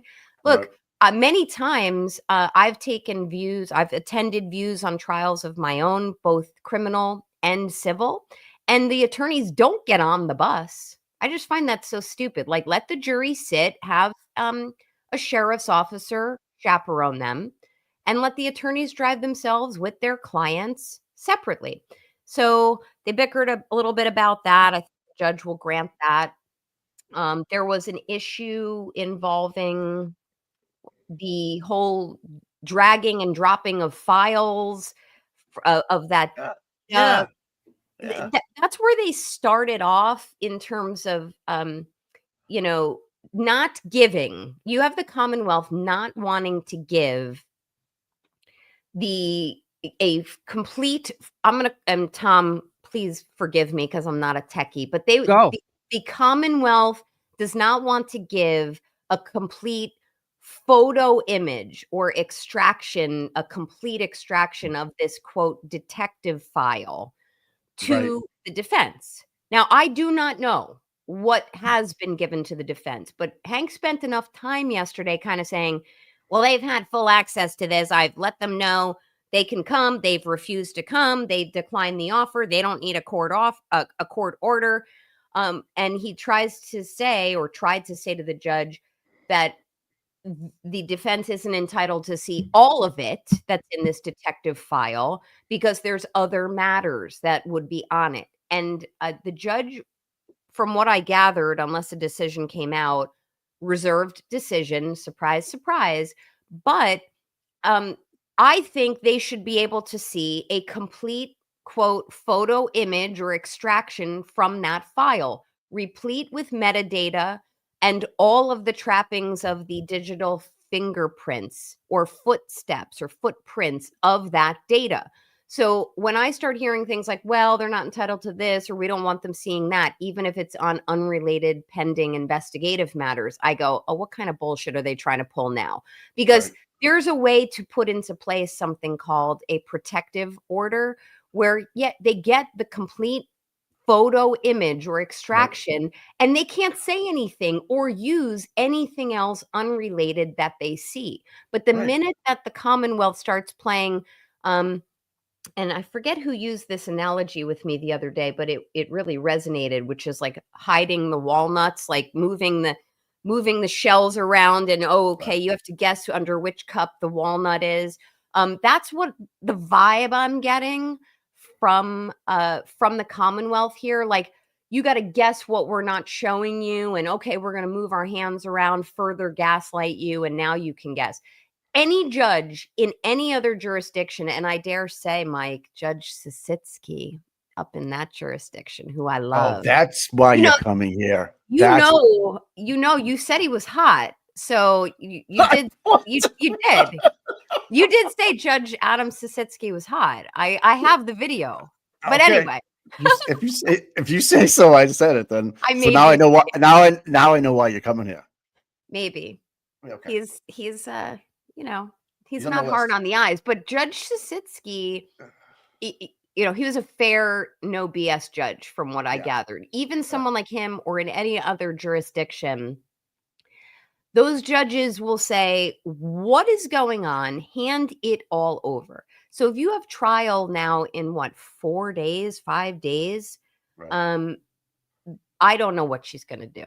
Right. So it's ridiculous. I can't think of any other motions pending, but if I missed or decided, what do you got? The whole Turtle Boy move yesterday with him being I know. Yeah. Is that something that's I've never seen that. To get your lawyer to come out of a courtroom, or even take a shower, jump in a car to drive someplace and be there at a certain time from a clerk in an hour. Tells you What is that? What is that? Is that a power play? Yes, That's posturing, right? That's peacocking. it is posturing. And in most instances, the expectation of the court or that clerk would have been to not that the attorney would not have been available. Like, oh, we're going to decide this at 11 a.m. We're going to let you know at 9:45. There's no way you can get here. I have a feeling Jim, the clerk, was like, okay, I'm going to give them notice now, and they're just not going to be able to come. Like, who knows? Aiden could have been with his children. He could have been in another meeting. Who knows? Right. The attorney, I will tell you, this is 100% true story. I dress like this 90% of the time when I'm not having to be in front of clients or on meetings, etc. I have been called into court. I have been called into important client meetings where federal agencies and state agencies have ambushed their offices. I have shown up in court and meetings and a deposition that got scheduled on short notice because that particular witness was dying and they needed to get his testimony more urgently than it was even scheduled to take place. And I've shown up, well, I mean, I can think of many times I've shown up like this. So I actually think it would have been really badass if Tim Bradle walked in like just with like a baller t-shirt and a pair of like khaki pants and flip-flops. Free Turtle Boy t-shirt. Yeah, like sup, right? Like sup, Judge. But I can't believe they pulled it off and got there. It was posturing, and that was a loss. That was a loss, Hanky. You got the major L on that one. And I want to take this opportunity to tell your audience, if you are on X or on Facebook, you should take a look at my post yesterday about the Fifth Amendment. Very rarely will I direct someone to, oh, look at me, look at my social media, but I pretty much sum that shit right up. Because the antis are like, including you, Plevin, and Masshole Mafia, and Coffin Doofus, who, by the way, oh my God, seriously, honey, embarrassment. Yeah, so they're all saying, "Oh, see, look, it makes him look guilty. He's got something to hide." Nothing could be further from the truth. So I would encourage people to look at my post from yesterday on the Fifth Amendment, and I took a little extra time to draft it to fully explain why this was the most beneficial, pivotal decision for Aiden to make in conjunction with his attorneys. So kudos to you, Aiden. You made the right decision on that. And I bet you there was a piece of you deep down who even hesitated saying, because I know you want to talk, but this was a strategically best move for you. And any optic that anyone is gleaning that he has something to hide because he's going to self-incriminate, it's just absolutely ridiculous. So do you think it was a major posturing move just to get Aiden on a stand to say those words for a soundbite? For a lot of people, that's what I was thinking too. I'm like, this is just like odd that he literally said it 3 times and stood up in front of Canoni and asked for him to take the stand. But Brady was like, I'm going to say it for him. And I agree. They wanted the soundbite, and I have asserted the Fifth Amendment privilege for many clients. Like most courts, not all, but most will allow the attorney to do it for them, especially in that environment. That wasn't during a trial. So just for a moment, let's harken back to trial 1.0 when Higgy was going to be asked questions about the federal kiosk and the self-extraction that he did with Matt Kelch, and curated his own text messages to hand over to the investigators. That was during a trial. He was going to be asked questions, and you saw Alan say, at this point, Your Honor, I'm going to be asking questions about this and that. And she said, okay, get his attorney in here. And there was the big song and dance show. And that is a scenario in the middle of trial where Higgins would have had to assert the Fifth if he was going to, which he didn't. But this was a pre-trial motion hearing. It would have been 100% proper for Bradle to assert it for Aiden. So when she called Aiden to the sidebar, and asked him whatever she went through with him. Right. My understanding from listening to his show when I caught it this morning was, she asked him a few questions and basically said, I'm not going to make you sit up there and do it. Right. So Right. she did the right thing. But this, as far as I'm concerned, this was like a who's going to flinch first moment for Hank. Because I think Hank wanted to be like, I think Hank knows I know Hank knows he's never going to call Aiden. He did this to silence him and for all the other reasons in my social media post. Yep. But when push comes to shove, who's going to flinch first? So he's like, oh, this is unacceptable. I want Mr. Carney to say this and that. Yeah, and yeah. I'm really happy that Judge Bev intervened and just took that off of the table. Right. It was great. And I think they've gone through all of their motions. There seem to be a couple of little pieces of outstanding issues where the judge was like, can you get that to me? Can you send me this? Can you show me this modified report? But I think they're ready to go. All right, man. All right. Yeah. I'm happy. So what do you think happens after like opening statements? Like the first thing, what do you see happening? What A lot of people shocked, or like you mean, do I see a lot of people being shocked as a reaction to what they hear in opening statements? Yes. Okay. Yeah. Well, and not only shock. Just so everyone understands my perspective, I want to hear opening statements because I want to hear what complete bullshit the Commonwealth is going to go with. I want to hear the bullshit. You tell me, let me get a roadmap for where you're going, because it's all been very elusive up to this point, because I presume, and I'm sure all of you do, that Hank is going to go in a uniquely different direction. So whatever that's going to be, I want to hear it. So we're going to have shock. And I mean, when those opening statements happen, the Twitter's going to erupt. Everybody's going to be streaming. It's going to be crazy. But I also want to hear where the defense goes, because of all of the reasons you've been talking about and other content creators, things like, well, we want to hear more about reasonable doubt, which, by the way, just always remember, reasonable doubt more appropriately fits in closing arguments. It's closing arguments. Okay, that's where you bring it up.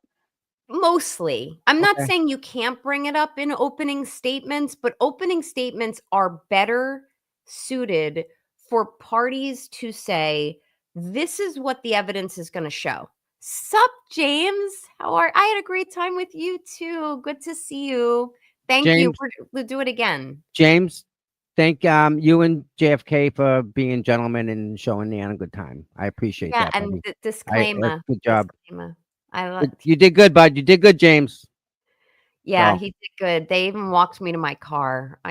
We are blessed. Can we talk about this movement? How would you describe this movement to anybody outside of it?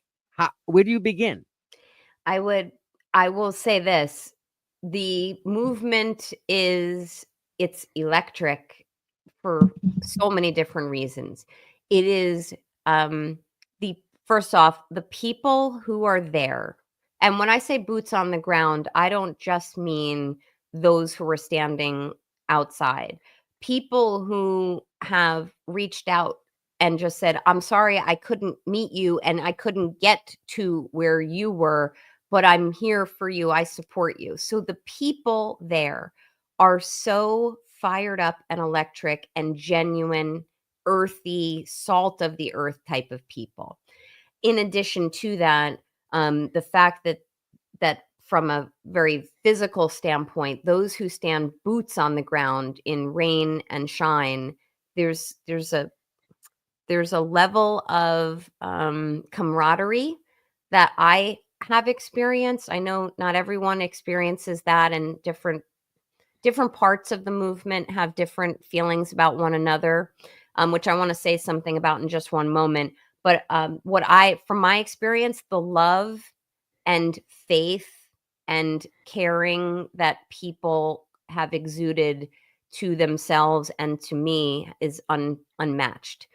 But in addition to that, then the amount of love and respect that they show to those who can't just drop everything and come up there is also really palpable.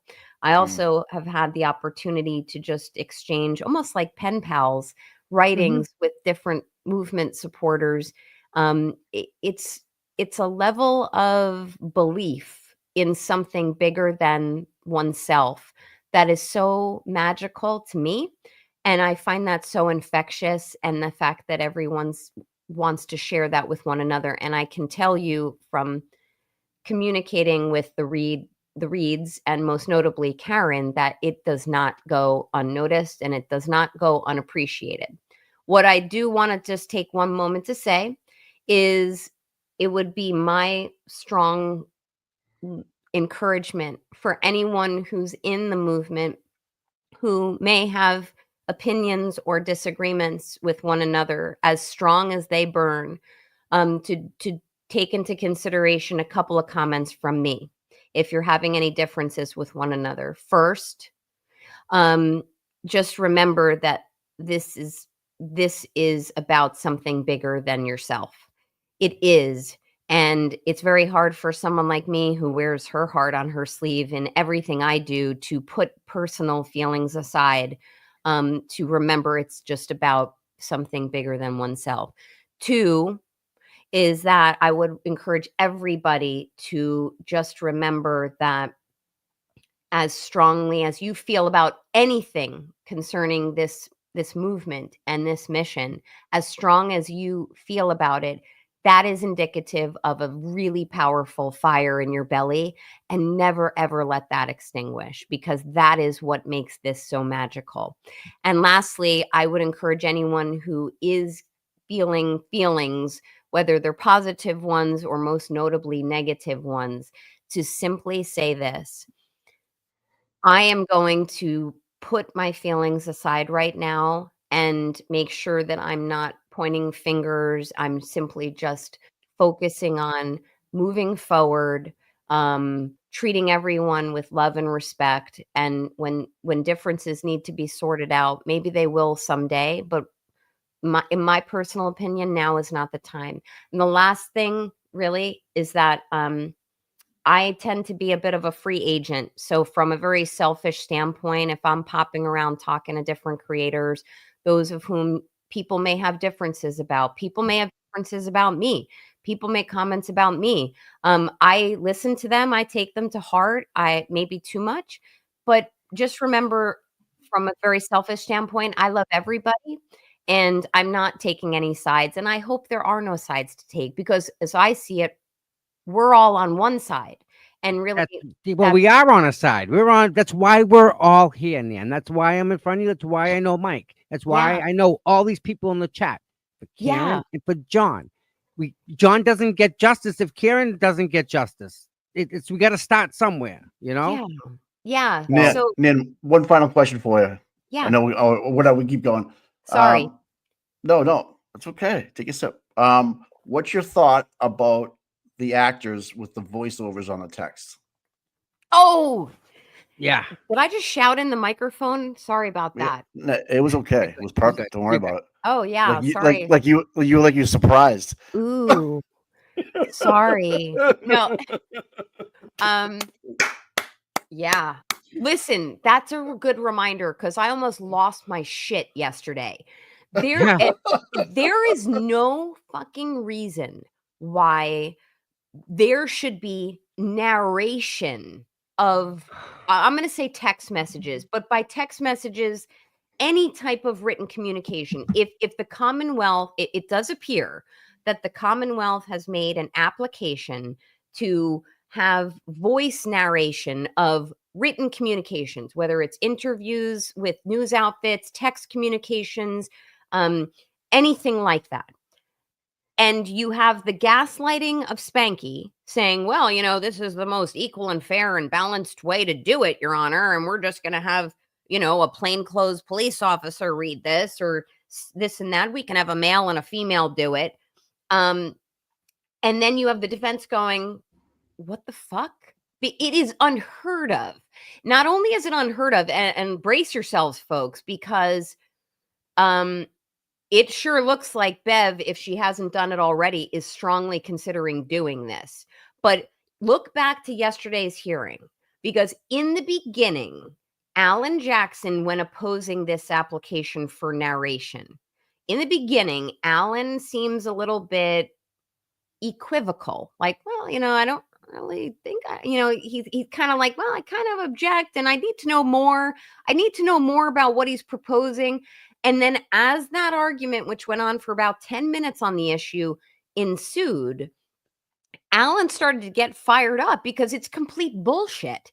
There should be no, quote, acting or theater, as Alan called it. Yep. The Commonwealth, neither side, to be honest with you, neither side should be afforded the opportunity to have a third party. And if they're going to have a plainclothes police officer, that's not a third party. But if you're going to have a separate individual, man and or woman, start reading texts just to give the impression or to get that evidence into a jury, it does create not only a slippery slope, because nobody can control the speech, the tone, the inflection, the pause, none of it.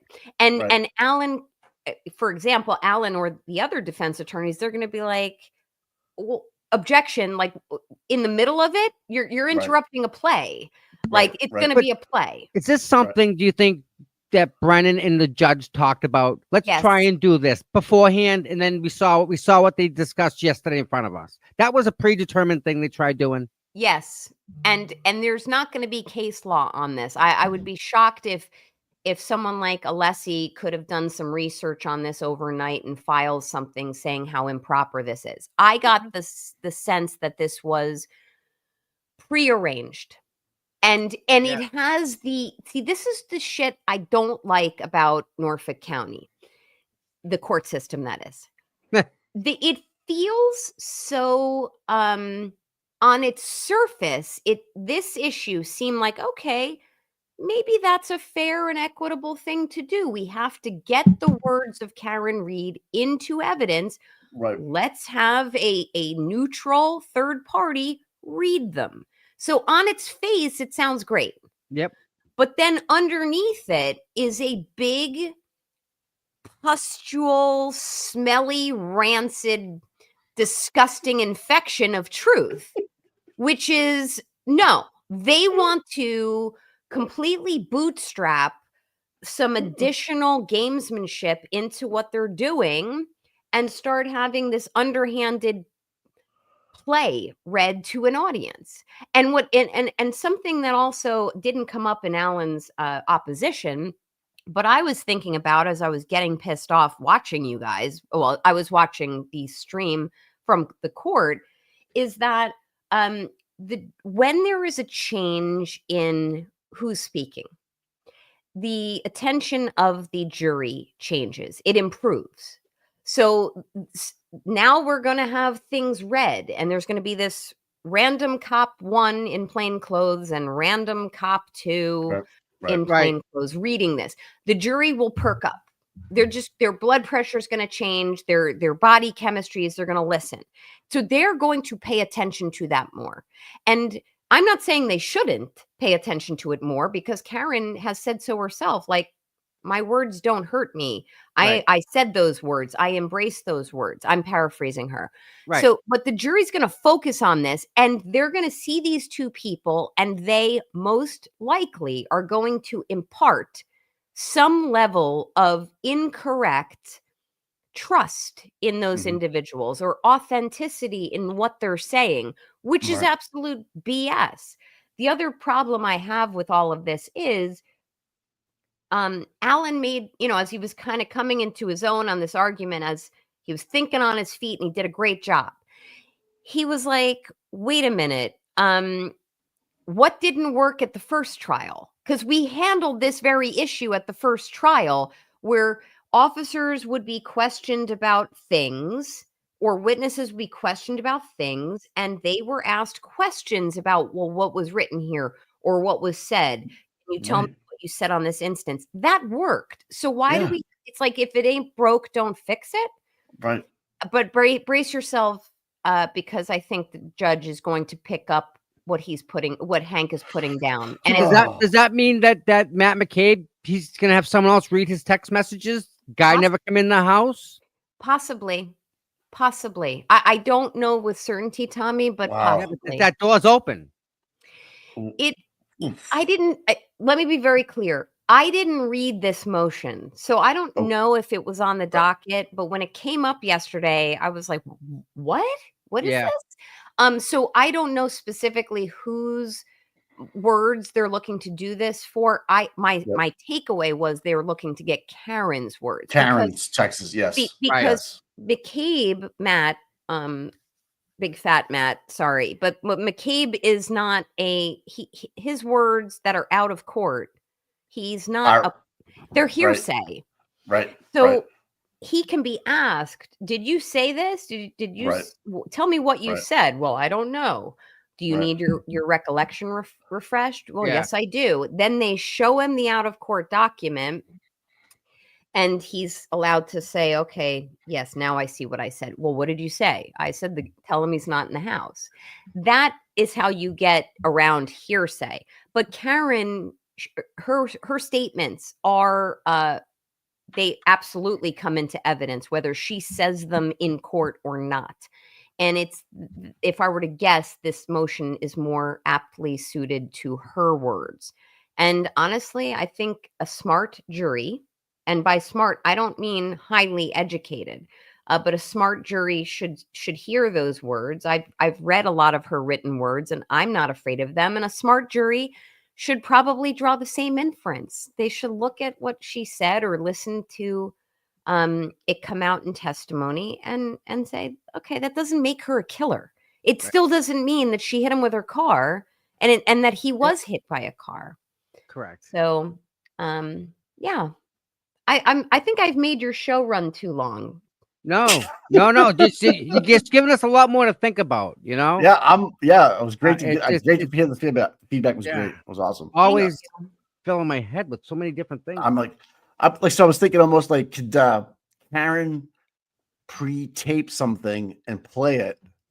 Like, no, okay. No. That can't be brought into court. Okay. So everything that she said in all the interviews, right? They can't even get her to repeat her own words, right? Just no. The minute she quote takes the stand, if she takes the stand in any fashion to say her words, like you're kind of proposing, well, what if she says them? Right. She's on the stand and she's waived her right to not testify. So I get it. They want to get those words in. They want to have this kind of impartial wink, wink narration.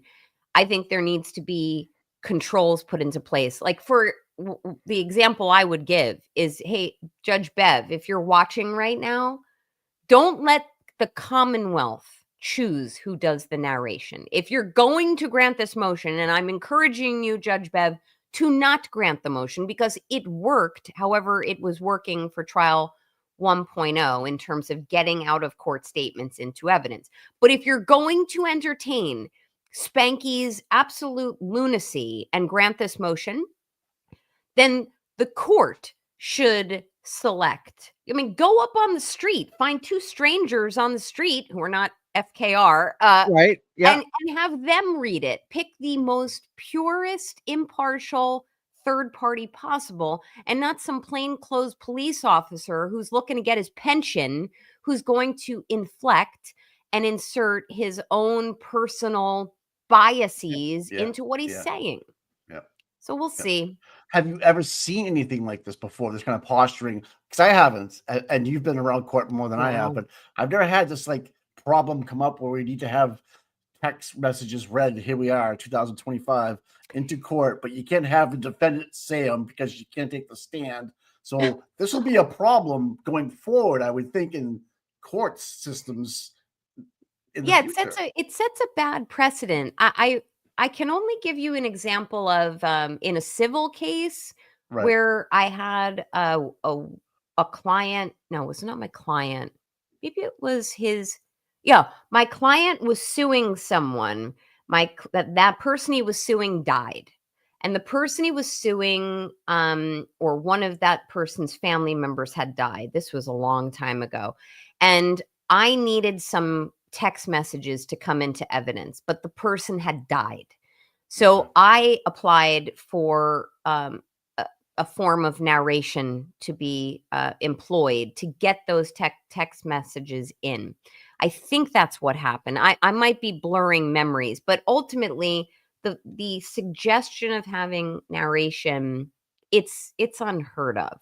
Yeah. I get it. Frank wants this I'm not Frank. Hank wants this evidence in, but I guess if I were to give you guys some parting thoughts, and it kind of echoes what Aiden Carney says on this. If Hank is so worried about ARCA, if Hank is so worried about getting Karen Reed's out of court statements, whether they're text messages between her and Aiden Carney, text messages between Aiden Carney and Karen's attorneys, which aren't coming in, by the way, communications and notes of reporters of interviews with Karen and her statements made to news outfits or on news-related programs or documentaries. If that's what the Commonwealth is focusing on, you got nothing to worry about, folks, because welcome to the hackorama. He should be gearing up to try her on the evidence. Correct. And I had an opportunity to present something the other day, and I'll impart it to you right here, which is, if Karen Reed is guilty, then let the evidence convict her. But if she is innocent and they know it, as do I, then this trial isn't just a travesty. It's a warning. Because if they can do this to Karen Reed, they can do it to you. And I'll leave you with those thoughts. Wow. And they're so true. Absolutely. There's so much truth in that. It hurts. It really does. Well said. And that's why we're fighting for this, Nan, because this we can't allow this to go on. Like, it's got to stop now. And the more we look, Nan, the more we're finding, and it's not good.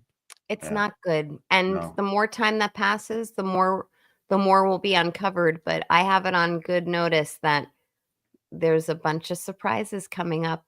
So keep showing up. We'll be here. Nan, thank you so much. And again, you're more than welcome anytime. Thank you. I love you guys so much. And everybody love one another. I love you all. I'll see you around the cold, dark streets of social media. You will. Bye, dear. Thank you. Bye, guys. See you later. Bye. Bye. Wow. Boom. Pretty badass, man. Wow. Because, you just unearthed that article about the lady in Brookline. It's Norfolk County District Attorney's offices. Yeah. And here we are talking about all these shenanigans again.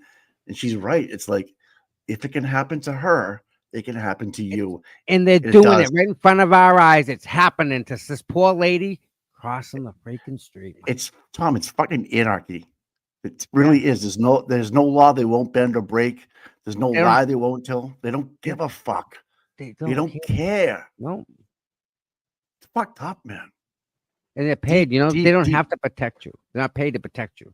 No, only if they lock you up. That was a slogan that they ran in California, and somebody won it. That was the best slogan they come up with: to protect and to serve. It's not what the cops do. What a great show, dude. Yep. I learned a lot today. I was educated today. Man, thank you so much. Always a good show. We always do good. We do our best. Right. Here we are. Are you going to close out with the contributions and get out of here? Yep. I will talk to you in a little bit. Don't forget to get a hold of Nan afterwards. All right. Oh, tomorrow early show. I got a doctor's appointment. What time we're going on? You want to do 8? Yeah, that's fine. 8 to 9:30. Whatever you want to do. Yeah. That works. It's Good Friday tomorrow, so everybody's gonna be Yes. off tomorrow. It's gonna be a good show. Listen, we gotta do members only. What are you thinking? Maybe you do Monday members only. Yeah, it's Marathon Monday. Right. I don't know, Tom. We can talk about it. Okay. I'll figure it out. Hit that like and subscribe button, guys. Yeah, it we helps never with said the, that. Oops. I know. We never asked. We never asked. We should ask know. more. But this show sucked. Monster balls. What the fuck, man? Oh Man. God. I love you all, Awesome. man. Yeah. I love you all. This is I do. quite the ride, my friend. Mods, Kelly, Nick Knack, you guys. Thank Rocking you. Sammy, thank you. Mod working it. So we're gonna go on the date tomorrow. That's a definite. So we'll see you then tomorrow. Tomlin's gonna read the contributions and a couple other things. And all right, my bud. Nan, thank you so much again. And if you're a content creator and you haven't reached out to Nan, no matter how big your show is, she will go on your show and she will help spread the word. Yep. And she will talk. She can talk about anything. She's very open like that. So don't be like intimidated or anything like that, because she is really the nicest person you're gonna meet. And stay tuned for the nurses that are coming down with these illnesses. We're going to be all over that. And Nan has an expertise in that type of law. And it's interesting that she's jumped on that as well. And people through this station have reached out to her. Yeah, imagine that. As we were talking today, we are the catalyst for that person, the conduit, for that person to reach out and find someone for help. She just, as we were talking today, that person left a message with Nan that works at Newton Wellesley. That makes me feel good. We're doing something right, buddy. What else? I mean, listen, we're not comparing ourselves to anybody, but and my friend is working. And by the way, right? Like, our mod, Amy, had cancer. Very fast, very aggressive. Like, she had cancer. She was do something or die. That was her choice. We took her and we gave her the support that she didn't have. And she got through that cancer thing. And we helped her. Yep. And she's thriving. And we helped her. So we can do this again.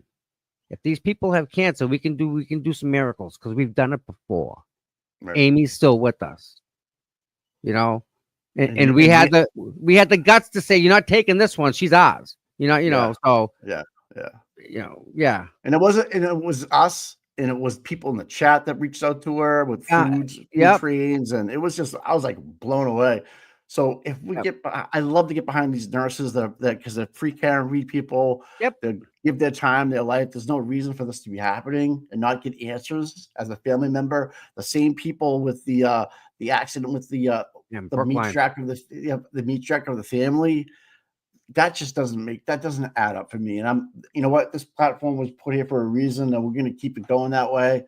After Karen Reed stops, we're going to keep going with other things and get involved and stick our noses in places that they're normally not supposed to be, and bring light to things that normally aren't. They're in the dark. Because I playing this long ball. They don't understand what we're like. They don't know period our conversations, but hang out, you guys. I think you'll be we're going places. How about that? Yeah, things are happening. Yeah, it's because of the people. Yeah. Oh yeah, because of them. And absolutely. Yeah. And the guests that we have on, because they're informative, smart. They understand what we're trying to do, and they most importantly want it to happen. Mm-hmm. Yes. Yeah, you're right. And Shauna, I'm sorry that you feel that way. I don't mean to bother you, but it's done and over with. So I don't have a problem with any of it. But Shauna, but thank you for saying it.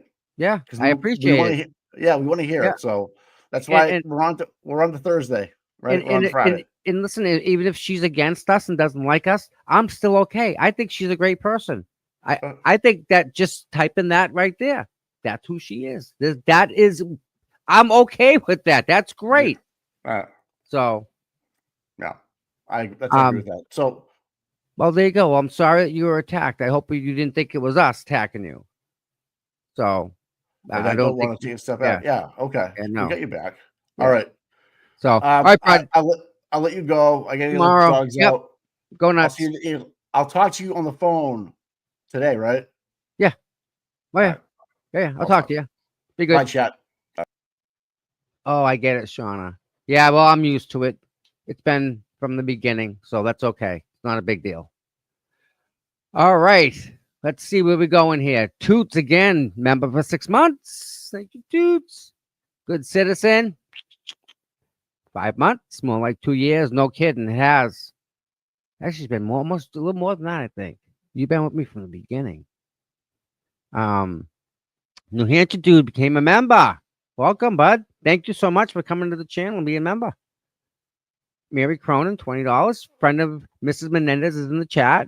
And again, I'm more than happy to have a discussion with them and talk to them and maybe see if we can help them. I don't know, but I don't think it can hurt. So I'm open to talking to them.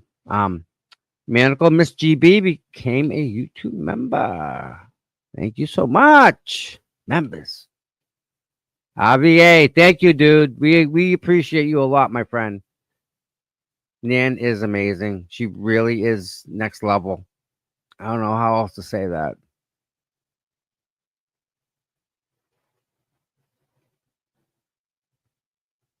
It is what it is, right? That's all.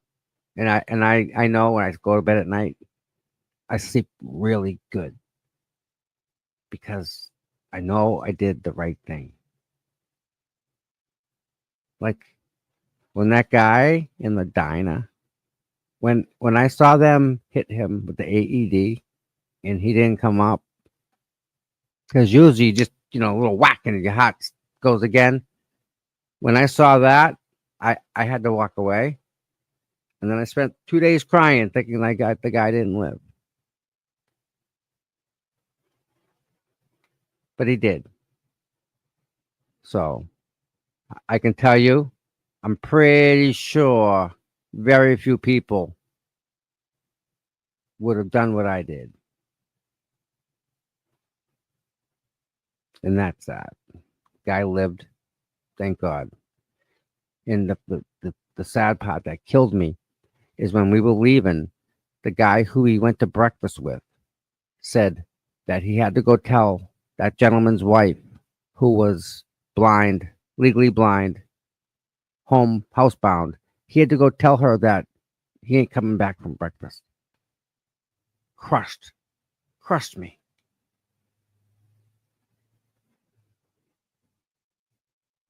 But